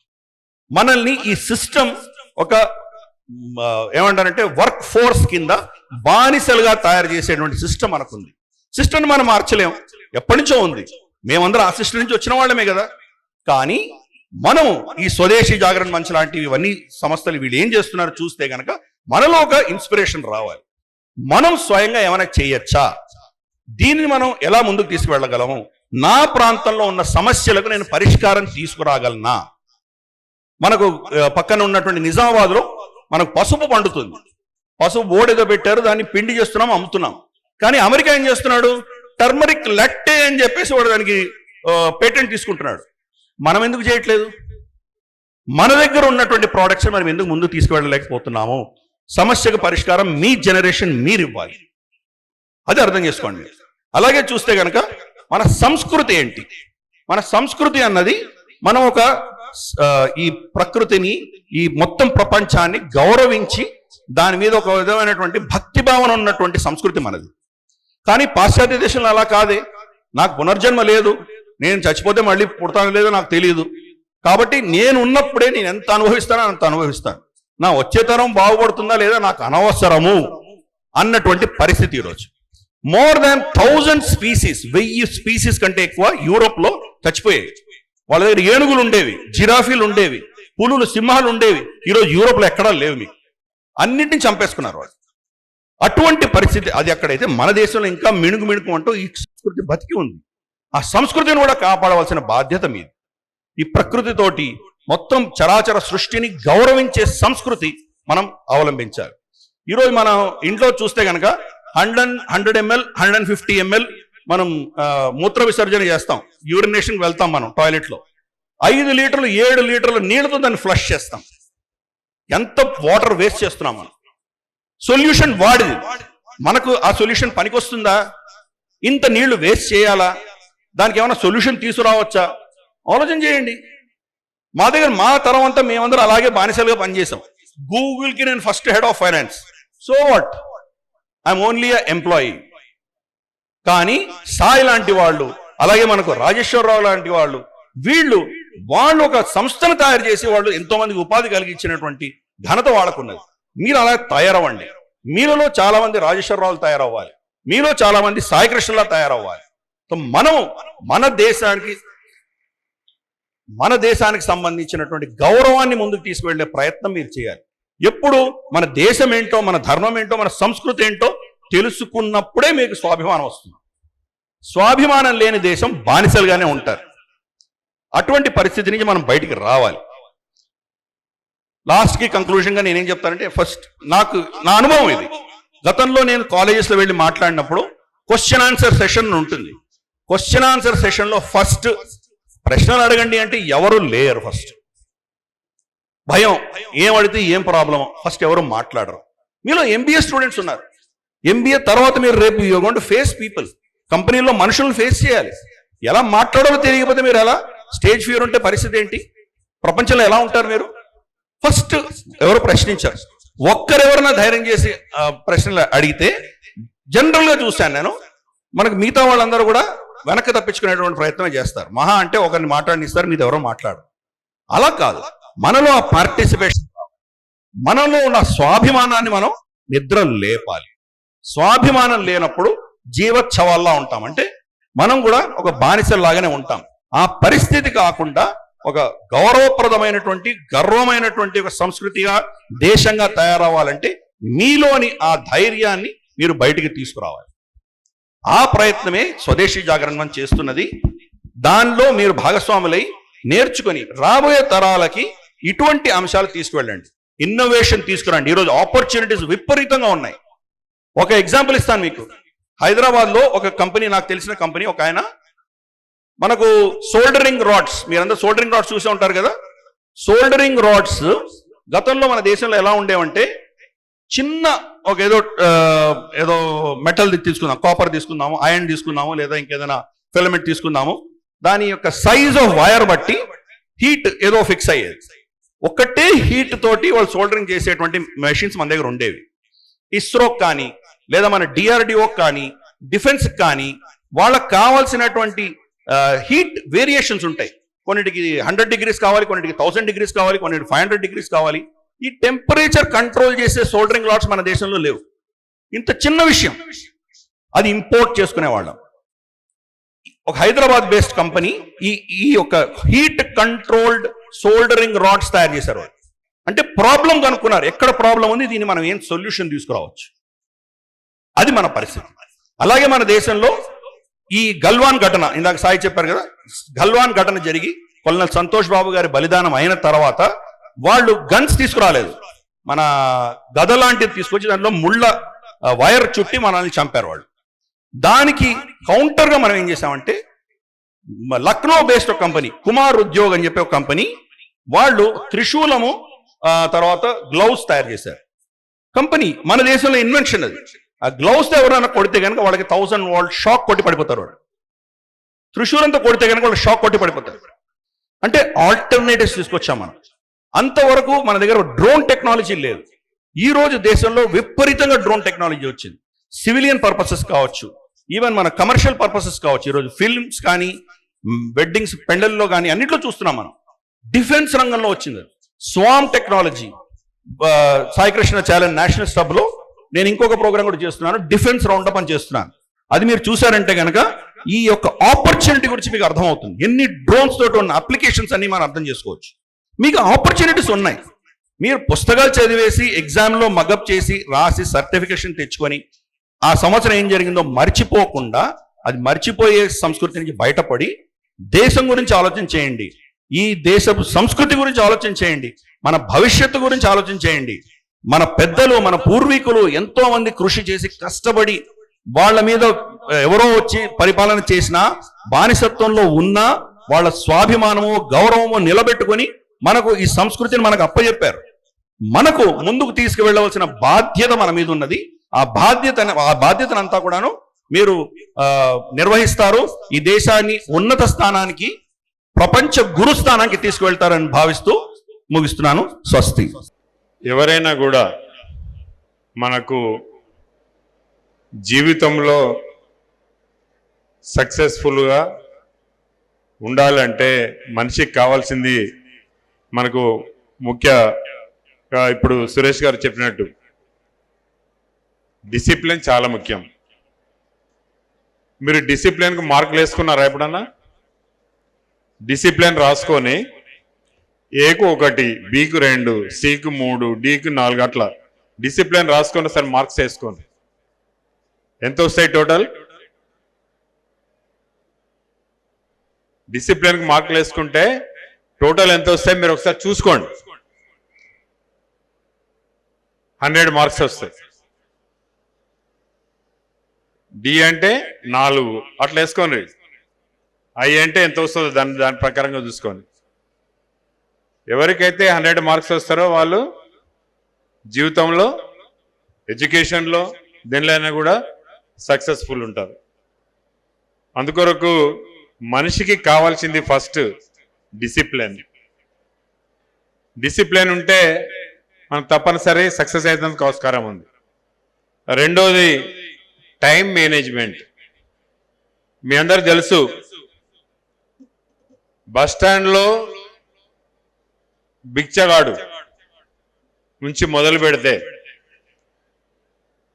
టాటా, బిర్లా, అంబానీ అందరికీ కూడా, మనందరికీ కూడా ఉన్నది టైం. అందరికీ భగవంతుడు ఒకటే పెట్టాడు.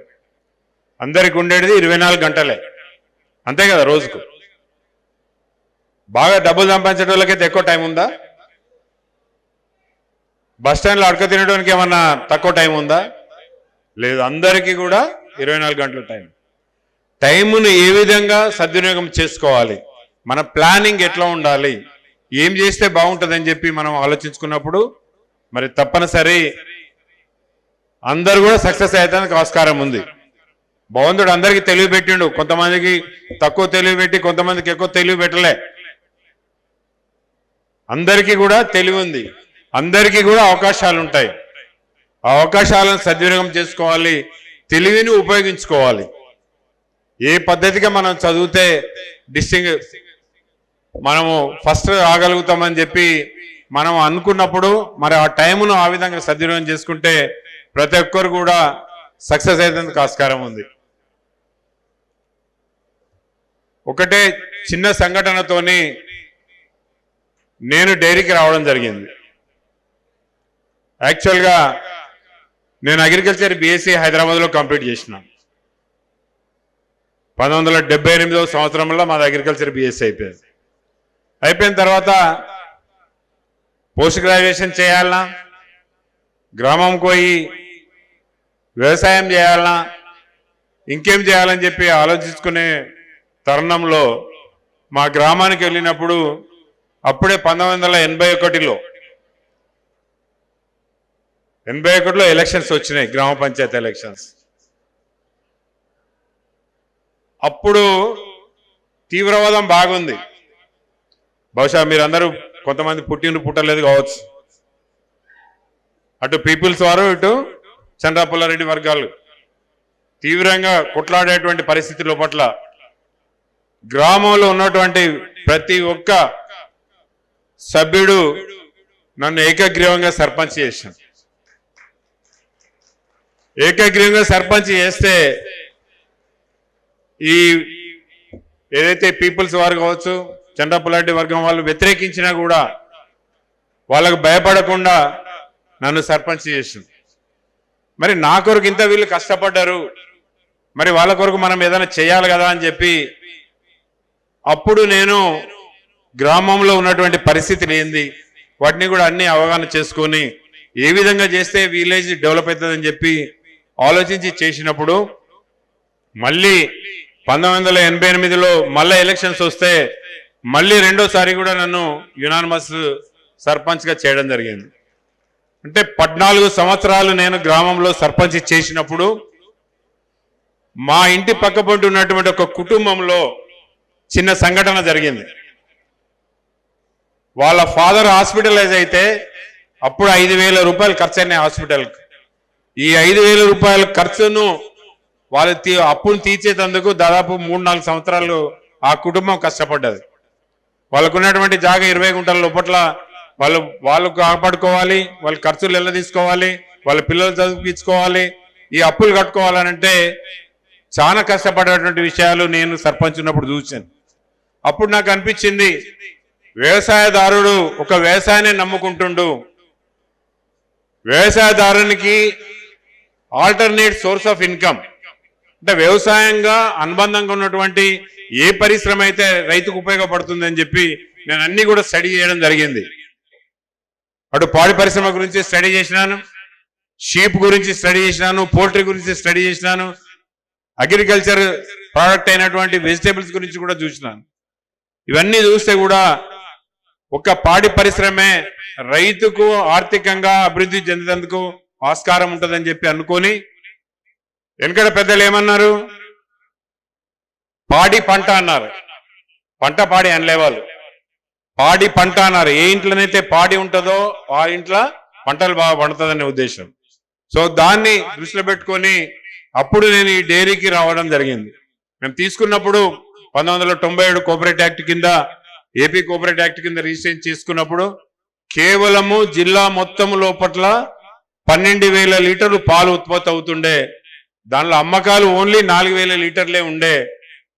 టర్న్ ఓవర్ చూస్తే 7 కోట్లే ఉండే. ఉద్యోగస్తులు చూస్తే 250 మంది ఉద్యోగస్తులు ఉండే. ఇటువంటి పరిస్థితుల్లో చాలా మంది మిత్రులు అన్నారు నన్ను, ఈ పరిస్థితి లోపట్ల నువ్వు హ్యాండ్ ఓవర్ చేసుకున్నావు, వీళ్ళందరి జీతాలు ఎట్లిస్తావు నువ్వు అని చెప్పి కూడా అన్నారు. నేను వాళ్ళతో ఒకటే అన్నాను, నిండా మునిగినకి చలి ఉంటుందా? నిండా మునిగినకి చలి? ఒకసారి మనం మునిగితే కథమే కదా, ఇక చలి వెళ్ళిపోతుంది కదా. అందుకొరకు మనం తీసుకున్నప్పుడు దీన్ని ఏ విధంగా చేయాలని చెప్పి అన్ని స్టడీ చేస్తే ఇప్పుడు ప్రజెంట్ మేము 2 లక్షల లీటర్ల వరకు రోజు పాలు సేకరిస్తున్నాం. దాదాపు 2 లక్షల లీటర్ల పాలు కూడా అమ్ముతున్నాం. మేము తీసుకున్నప్పుడు ఓన్లీ నెయ్యి ఉండే ప్రోడక్ట్, 23 ప్రోడక్ట్స్ తయారు చేశాం. ఒక్క మిల్క్ ప్రోడక్ట్సే కాకుండా ఇంకా బై ప్రోడక్ట్స్ ఏముంటాయని చెప్పి కూడా మరి దీనికి అనుబంధంగా ఉన్నటువంటివి కూడా మేము తయారు చేయడం జరిగింది. ఇప్పుడు మా టర్న్ ఓవర్ చూస్తే 7 కోట్లు ఉన్నటువంటి టర్న్ ఓవర్ 450 కోట్లకు తీసుకొచ్చినాం. ఏ వ్యక్తి అయితే ధైర్యంగా ముందుకెళ్తాడో, ఈ పని నాతో అవుతుందా అంటే కాదు, అవుతుందా? ఈ పని నాతో అవుతుందో కాదు అంటే ఏం కాదు. ఈ పని నాతోనే అవుతుంది అన్నప్పుడు ఎందుకు కాదు, కంపల్సరీ అవుతుంది అనుకున్నవి ముందుకెళ్తే దానికి తగ్గట్టు కూడా మనం ప్లాన్ చేసుకొని ముందుకెళ్తే ఆస్కారం ఉంటుంది. అందుకొరకే మేము తీసుకున్నప్పుడు కేవలం 10,000 మంది మా దానిలో సభ్యులు ఉన్నటువంటిది, ఇప్పుడు 1,00,000 కుటుంబాలు మా దానిలో సభ్యులు. అందుకొరకు ఏ మనిషి అయినా కూడా భగవంతుడు మనకు తెలివి పెట్టిండు. ఆ తెలివిని ఏ విధంగా మనం సద్వినియోగం చేసుకోవాలి అని మనం అనుకుంటే, ఇప్పుడు మన జేబులో ఒక 500 రూపాయలు ఉంటే ఆ 500 రూపాయలు జేబులో పెట్టుకుంటే ఏమైనా వస్తుందా? 500 రూపాయలని ఇన్వెస్ట్ చేస్తే దానికి లాభం రావచ్చు, లేకుంటే అప్పుడప్పుడు కూడా నష్టాలు జరగవచ్చు. కానీ దాన్ని యూజ్ చేసుకోవాలి. అట్లనే మనకున్నటువంటి తెలివిని మన బుర్రలో పెట్టుకుంటే లాభం లేదు. ఈ తెలివి బయటకు తీసి 10 మందికి ఉపయోగపడితే అది ఎంతో సార్థకత ఉంటుంది. సో అందుకొరకు ఆ విధంగా ప్రతి ఒక్కరు కూడా, ఎందుకంటే భారతదేశం మీ మీద ఆధారపడి ఉన్నది. దాదాపు మేమంటే 65+ ఉన్నాం కనుక మేము ఇంకో అంటే 5 ఏళ్ళు 10 ఏళ్ళు చేయగలుగుతాం కావచ్చు, కానీ ఫ్యూచర్ ఉన్నదంతా మీ దగ్గరనే. మీ ఆలోచన ఎవరైతే మనకైతే మన తల్లిదండ్రులు మనకు ఒక జన్మ ఇచ్చి ఆ జన్మను సార్థకం చేసుకోవాలనంటే మనం కష్టపడాలి. మనకున్నటువంటి సోర్సులు మనం ఉపయోగించుకున్నప్పుడే అభివృద్ధి చెందేందుకు ఆస్కారం ఉంది. అందుకొరకే ఈ స్వదేశీ మేళాల లోపట్ల ఈ స్టాల్స్ కూడా ఏ గ్రామంలో ఉత్పత్తి చేసినటువంటి ఉత్పత్తులన్నీ కూడా ఇక్కడ ప్రదర్శిస్తే కనీసం మనకు తెలిసి ఉంటది ఎక్కడ ఏం జరుగుతుంది ఏంది అనేది. గ్రామ స్థాయిలో ఆర్థికంగా అభివృద్ధి చెందాలంటే మనం స్వదేశంగా మనం ఎక్కడైతే తయారు చేసినటువంటి ఉత్పత్తులను మనం ఇక్కడ మార్కెట్ చేసుకున్నప్పుడు మరి తప్పనిసరి ఆర్థికంగా అభివృద్ధి చెందేందుకు ఆస్కారం ఉంటుంది. కనుక ఆ దిశలో మనం ఆలోచించుకొని మనకున్నటువంటి నాలెడ్జ్ ను 10 మందికి వంచి దాని ద్వారా 10 మంది కుటుంబాలు బాగుపరిచేందుకు ప్రయత్నం చేస్తారని కోరుకుంటూ అవకాశం ఇచ్చినటువంటి మీ అందరికీ పేరు పేరున నా యొక్క హృదయపూర్వక నమస్కారం. నా మెయిన్ క్వశ్చన్ ఏంటి అంటే what is the term success, what is the mean by success in your terms? So beyond money and fame success అంటే ఏంది? సో దాని గురించి మీ మాటల్లో వినాలని ఉంది నాకు. సక్సెస్ అన్నది ప్రతి వ్యక్తి తను నిర్ణయించుకోవాలి. ఏది సక్సెస్? సక్సెస్ కి ఎన్నో నిర్వచనాలు, దానికి డెఫినిషన్స్ ఉన్నాయి. ఫర్ ఇన్స్టెన్స్ ధనము, వెల్త్ అన్నదానికి డెఫినిషన్ ఏంటి? ఫిజికల్ గా క్యాష్ ఉండి బంగారం ఉండడం వెల్తా? మనకు చూస్తే కనుక అష్టలక్ష్ములు ఉన్నారు. మనకి 8 అష్టలక్ష్ములు అంటాం మనం. ధైర్య లక్ష్మి, సంతాన లక్ష్మి, ధాన్య లక్ష్మి, ఇలా దానికి డెఫినేషన్స్ చాలా ఉంటాయి. అలాగే సక్సెస్ కూడా ఒకరికి ధనం సంపాదించడం సక్సెస్ అయితే రాజేశ్వరరావు గారు లాంటి వాళ్ళకి ఇన్ని కుటుంబాలను నేను పోషిస్తున్నాను అన్నది ఆయనకు సక్సెస్ అవుతే, సాయి కృష్ణకి ధర్మాన్ని నేను 10 మందికి చెప్తున్నాను అన్నది ఆయనకు సక్సెస్ కావచ్చు. అలా సక్సెస్కి నిర్వచనం మీరు ఇచ్చుకోవాలి. కానీ మీరు మీ కుటుంబాన్ని పోషించి నలుగురికి సాయం చేయడం అన్నది బేసిక్ సక్సెస్ మీకు ఉండి తీరాలి. మిగతావన్నీ కూడా మీ యొక్క ఆలోచన దృక్పథంతో మీ యొక్క జీవితంలో మీరు ఏం అచీవ్ చేయాలనుకుంటున్నారో దాన్ని ఒక లక్ష్యంగా పెట్టుకుంటే అది సక్సెస్ కింద మీరు భావించవచ్చు. ధనము ఒకటే సక్సెస్ అనుకోవడం చాలా డేంజరస్. గవర్నమెంట్ జాబ్స్లో కానీ జాబ్ రావడం అనేది మనం ఫోకస్ చేయాలని సార్ అన్నాడు. కానీ ఇప్పుడు చూస్తున్న దాని ప్రకారం అయితే ఎక్స్పీరియన్స్ ప్లస్ వాళ్ళకి ఎంతో కొంత స్కిల్ ఉండాలని అందరు అంటున్నారు. వాళ్ళు జనరల్గా చూస్తున్నారు స్కిల్స్ అండ్ ఎక్స్పీరియన్సే మోస్ట్ ఇంపార్టెంట్ కావాలని అంటారు. కానీ వాళ్ళకంటే ముందు జూనియర్స్ వాళ్ళకి ఎంతో స్కిల్ ప్లస్ ఫిజిక్స్ మీద వాళ్ళకి ఎంత గ్రిప్ ఉన్నదో ఇక్కడ చాలామంది ఉంటారు, కానీ ఫిజిక్స్ మీద తక్కువ మంది ఉంటారు. వాళ్ళు కూడా ఏంటిదంటే ఇప్పుడు వాళ్ళు సంథింగ్ గవర్నమెంట్ జాబ్కి వెళ్ళినా ఎటు వెళ్ళినా కూడా స్కిల్ బేస్ మీదనే వెళ్తారు. సో అందుకని ఇప్పుడు వాళ్ళకి ఎలా జాబ్ రావాలనేది ఒకసారి చెప్తారా మీరు? డిఆర్డిఓ లాంటి ఆర్గనైజేషన్స్లో చాలా మటుకు ఇప్పుడు అవుట్సోర్సింగ్ జరుగుతుంది. నేను ఇస్రో ఎగ్జాంపుల్ ఇచ్చాను మీకు. ఫస్ట్ ఇస్రోలో మీరు లాంచ్ చేస్తున్నట్టు చూసుంటారు, సైడ్ 2 పెద్ద బూస్టర్స్ ఉంటుంది, పెద్ద ట్యాంకులు ఉంటుంది మెయిన్ రాకెట్ పక్కన.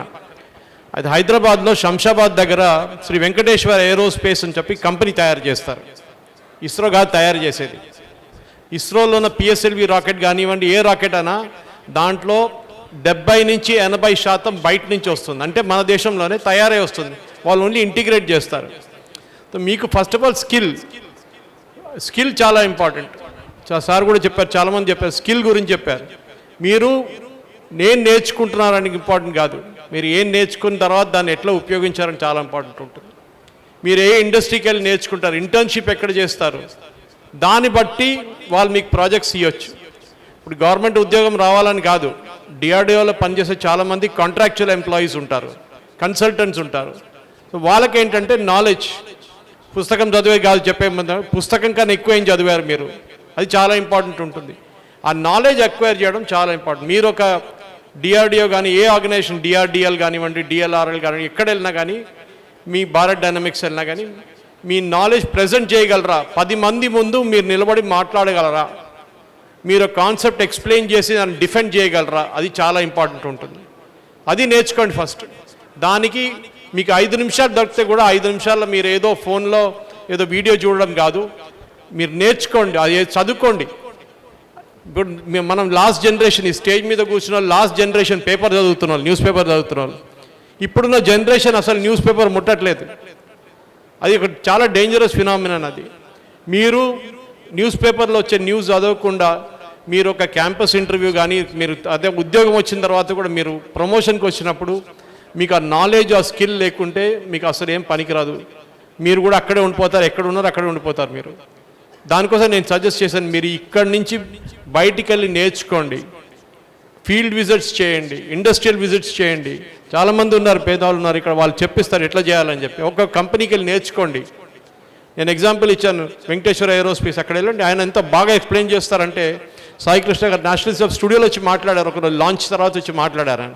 నాకే తెలియదు, నాకు చాలా ఆశ్చర్యం అండి, హైదరాబాద్లో ఇట్లా కంపెనీ ఉందా, బూస్టర్ రాకెట్ తయారు చేసే కంపెనీ అని చెప్పేసి. సో మన నాలెడ్జ్ లెవెల్ పెంచుకోవాలి. దానికి మీరు కాన్స్టెంట్గా మీ స్కిల్ అప్గ్రేడేషన్ చేస్తుండాలి. నా చదువు అయిపోయింది, నేను ఇంకా చదవక్కర్లేదు అనేది మన ఆఖరి రోజే ఉంటుంది, అంతే. ఎవ్రీ డే వీఆర్ లెర్నింగ్, అది చాలా ఇంపార్టెంట్. సార్ నా క్వశ్చన్ వచ్చేసి సాయి కృష్ణ గారు, చెప్పండి. ప్రజెంట్ ఉన్న సిచ్యువేషన్లో యువత సోషల్ మీడియాకి అడిక్ట్ కాకుండా వాళ్ళు సోషల్ మీడియాని ఎలా ఉపయోగించుకోవాలి? ఎందుకంటే ప్రజెంట్ ఉన్న సిచ్యువేషన్లో ఎవరు కూడా చాలామంది సోషల్ మీడియాకి అడిక్ట్ అవుతారు. ఇన్స్టాగ్రామ్ కానీ, వాట్సాప్ కానీ, స్నాప్చాట్ కానీ, ఇలాంటి వాటికి అడిక్ట్ అవ్వకుండా జస్ట్ మనకు ఏది యూజో అది యూజ్ చేసుకోవడం ఎలా, దానికి ఎక్కువ అడిక్ట్ కాకుండా ఉండడం ఎలా అని చెప్పేసి చెప్పగలరు? ఉండాలి అని అంటే అది సెల్ఫ్ డిసిప్లిన్, మనకు మనం చేసుకోవాల్సిన అంశం ఇది. అడిక్షన్ అన్న మాటనే వ్యసనం, దాని అర్థం కదా. వ్యసనం అంటేనే తరచుగా అది చేయాలి, అది లేకపోతే బతకలేని ఒక పరిస్థితి వచ్చింది అని. మొబైల్ ఫోన్ లేకుండా బతకలేని పరిస్థితి వచ్చింది అనేది ఎంత వాస్తవమో, మొబైల్ ఫోన్లో ఏం చూస్తున్నావు అనేది అంతకంటే ముఖ్యమైన విషయం. ఇప్పుడు మీరు ఇక్కడ మాట్లాడుతున్నప్పుడు మేము కూడా ఫోన్లు చూస్తున్నాం, చాలా మంది ఫోన్లు చూస్తున్నారు, కానీ చూస్తున్నది ఏంటి అనేది లెక్క. ఇప్పుడు నేనైతే ఏదో ట్విట్టర్లో ఏం న్యూస్ అప్డేట్ అవుతుంది, ఎక్కడైనా డెవలప్మెంట్ ఉందా, లేకపోతే నాకేమైనా మా ఆఫీస్లో ఏమైనా పని ఉందా, వాళ్ళు ఏమైనా నా కాల్ కోసమో నా మెసేజ్ కోసమో అప్రూవల్ కోసం ఎదురు చూస్తున్నారా, ఇది వేరు. ఇది మళ్ళీ ఇక్కడ మాట్లాడేది వినకుండా నేను దీంట్లో ఈ లోకంలోకి ఏం వెళ్ళట్లేదు. బట్ ఫోన్ చూడటం తప్పు కాదు, ఫోన్లో ఇప్పుడు చాలా ఇన్ఫర్మేషన్ వచ్చింది మనకు, రకరకాల ఇన్ఫర్మేషన్స్. అంటే ఇప్పుడు మొన్న మధ్యన ఎవరితోనో అంటూ ఉన్నాను, actually having information is not knowledge. Information ఉండడం నాలెడ్జ్ కాదు, నాలెడ్జ్ ఉండడం విజ్డమ్ అంతకంటే కాదు. భారతీయ సంస్కృతిలో 3 లెవెల్స్ ఉన్నాయి. ఇన్ఫర్మేషన్ మన దగ్గర కోకొల్లలు, లక్షల గిగాబిట్లు అంటారు, దాన్ని ఏమంటారు, కొలమానం ఉంటే కనుక మనకు అన్ని రకాలుగా ఇన్ఫర్మేషన్ వస్తూనే ఉంది. కానీ ఆ ఇన్ఫర్మేషన్ని అర్థం చేసుకోవడము, దాన్ని సరిగ్గా మనం వినియోగించుకోవడము, ఏది మనకు కావాల్సింది, మన కెరీర్కి కావాల్సింది అనే దగ్గరికి వెళ్తే అది లెక్క. ఇప్పుడు మీకు సోషల్ మీడియాలో కూడా అడిక్షన్ అన్నారు కదా, నేను చూస్తాను. ఇప్పుడు మీ అంటే ఇక్కడ ఉన్న చాలా మంది ఫ్రెండ్స్ ఎవరైనా ఉన్నారో వాళ్లకు యూట్యూబ్ కూడా అల్గారిథం ఉంటుంది. యూట్యూబ్ కానీ, ఇన్స్టాగ్రామ్ కానీ, ఫేస్బుక్ కానీ, వాటికి అల్గారిథం అంటే ఎట్లాంటి అల్గారిథం అంటే ఆ పర్టికులర్ పర్సన్ ఏం చూస్తున్నాడో వాటినే ప్రాంప్ట్ చేస్తుంది. మీరు ఏదైతే చూస్తున్నారో వాటినే ప్రాంప్ట్ చేసే ఒక లక్షణము అల్గారిథంకి పెట్టారు వాళ్ళు. అల్గారిథం అట్లా క్రియేట్ చేసుకున్నారు. సో మీరు ఒక ఏదైనా మంచి నేను ఇప్పుడు నా దాంట్లో ఎక్కువ ప్రాంప్ట్ చేసేవి ఏముంటాయంటే ఆంటర్ప్రీనియర్స్, ఆవిష్కరణలు, డిఫెన్స్, ఇట్లాంటివి నాకు రెగ్యులర్గా నాకు అవే ప్రాంప్ట్ చేస్తూ ఉంటాయి. లేదంటే న్యూస్ అప్డేట్స్, బ్రేకింగ్ న్యూస్, నేను ఆ పనిలోనే ఉంటాను. నీకు సపరేట్ ఇన్ఫర్మేషన్ వచ్చినా అదే మీరు సినిమాలు లేకపోతే జబర్దస్తులు లేకపోతే ఇంకోటి చూసారనుకోండి, అవే ప్రాంప్ట్ చేస్తుంటాయి. సో వాటి నుంచి బయటకు రావాలంటే మీకు కావాల్సిన కొన్ని హ్యాండిల్స్ని అదే పనిగా చూడడం చేస్తే మీకు తెలియకుండా మీ టైం పాస్ చేయడం కాదు, టైం సద్వినియోగం చేసుకునే పరిస్థితిలోకి వెళ్తాం. ఫర్ ఎగ్జాంపుల్ ఎలాన్ మస్క్ ఇంటర్వ్యూలు చూడండి ఎంత గొప్పగా ఉంటాయో. జెఫ్ బెజోస్ గురించి చదవండి, వినండి, తెలుసుకునే ప్రయత్నం చేయండి. లేకపోతే మన సద్గురు గారి గురించి ఆయన మాట్లాడుతున్న మాటలు వినండి, సద్గురుని ఫాలో అయ్యే ప్రయత్నం చేయండి. లేకపోతే మన నరేంద్ర మోదీ గారి హ్యాండిల్లో ఎటువంటి అంశాలు మాట్లాడుతున్నారో చూడండి. ఒక మన్ కీ బాత్ లో ఏ అంశాలు మాట్లాడుతున్నారు అంటే మనం ఏది చూస్తామో అదే ప్రాంప్ట్ చేస్తుంది. So YouTube, social media algorithm మనకు అర్థమైతే మనకు తెలియకుండానే మనం మంచి దారిలో ఉంటాం, మనకు తెలియకుండానే మనం చెడు దారిలోకి కూడా వెళ్తాం. ఏ దారిలోకి వెళ్ళాలనేది మనం నిర్ణయించుకోవాలి. This is what I believe in. Thank you. ఈ వీడియో మీకు నచ్చినట్టయితే లైక్ చేయండి, 10 మందికి షేర్ చేయండి. అలాగే కామెంట్ల రూపంలో మీ అభిప్రాయాలను మాతో పంచుకోండి. Nationalist hub group of channels ను సబ్స్క్రైబ్ చేసుకుని తెలుగునాట జాతీయవాద జర్నలిజాన్ని ప్రోత్సహించండి. ఈ వీడియో కింద ఉన్న బెల్ ఐకాన్ పై క్లిక్ చేయడం మర్చిపోవద్దు.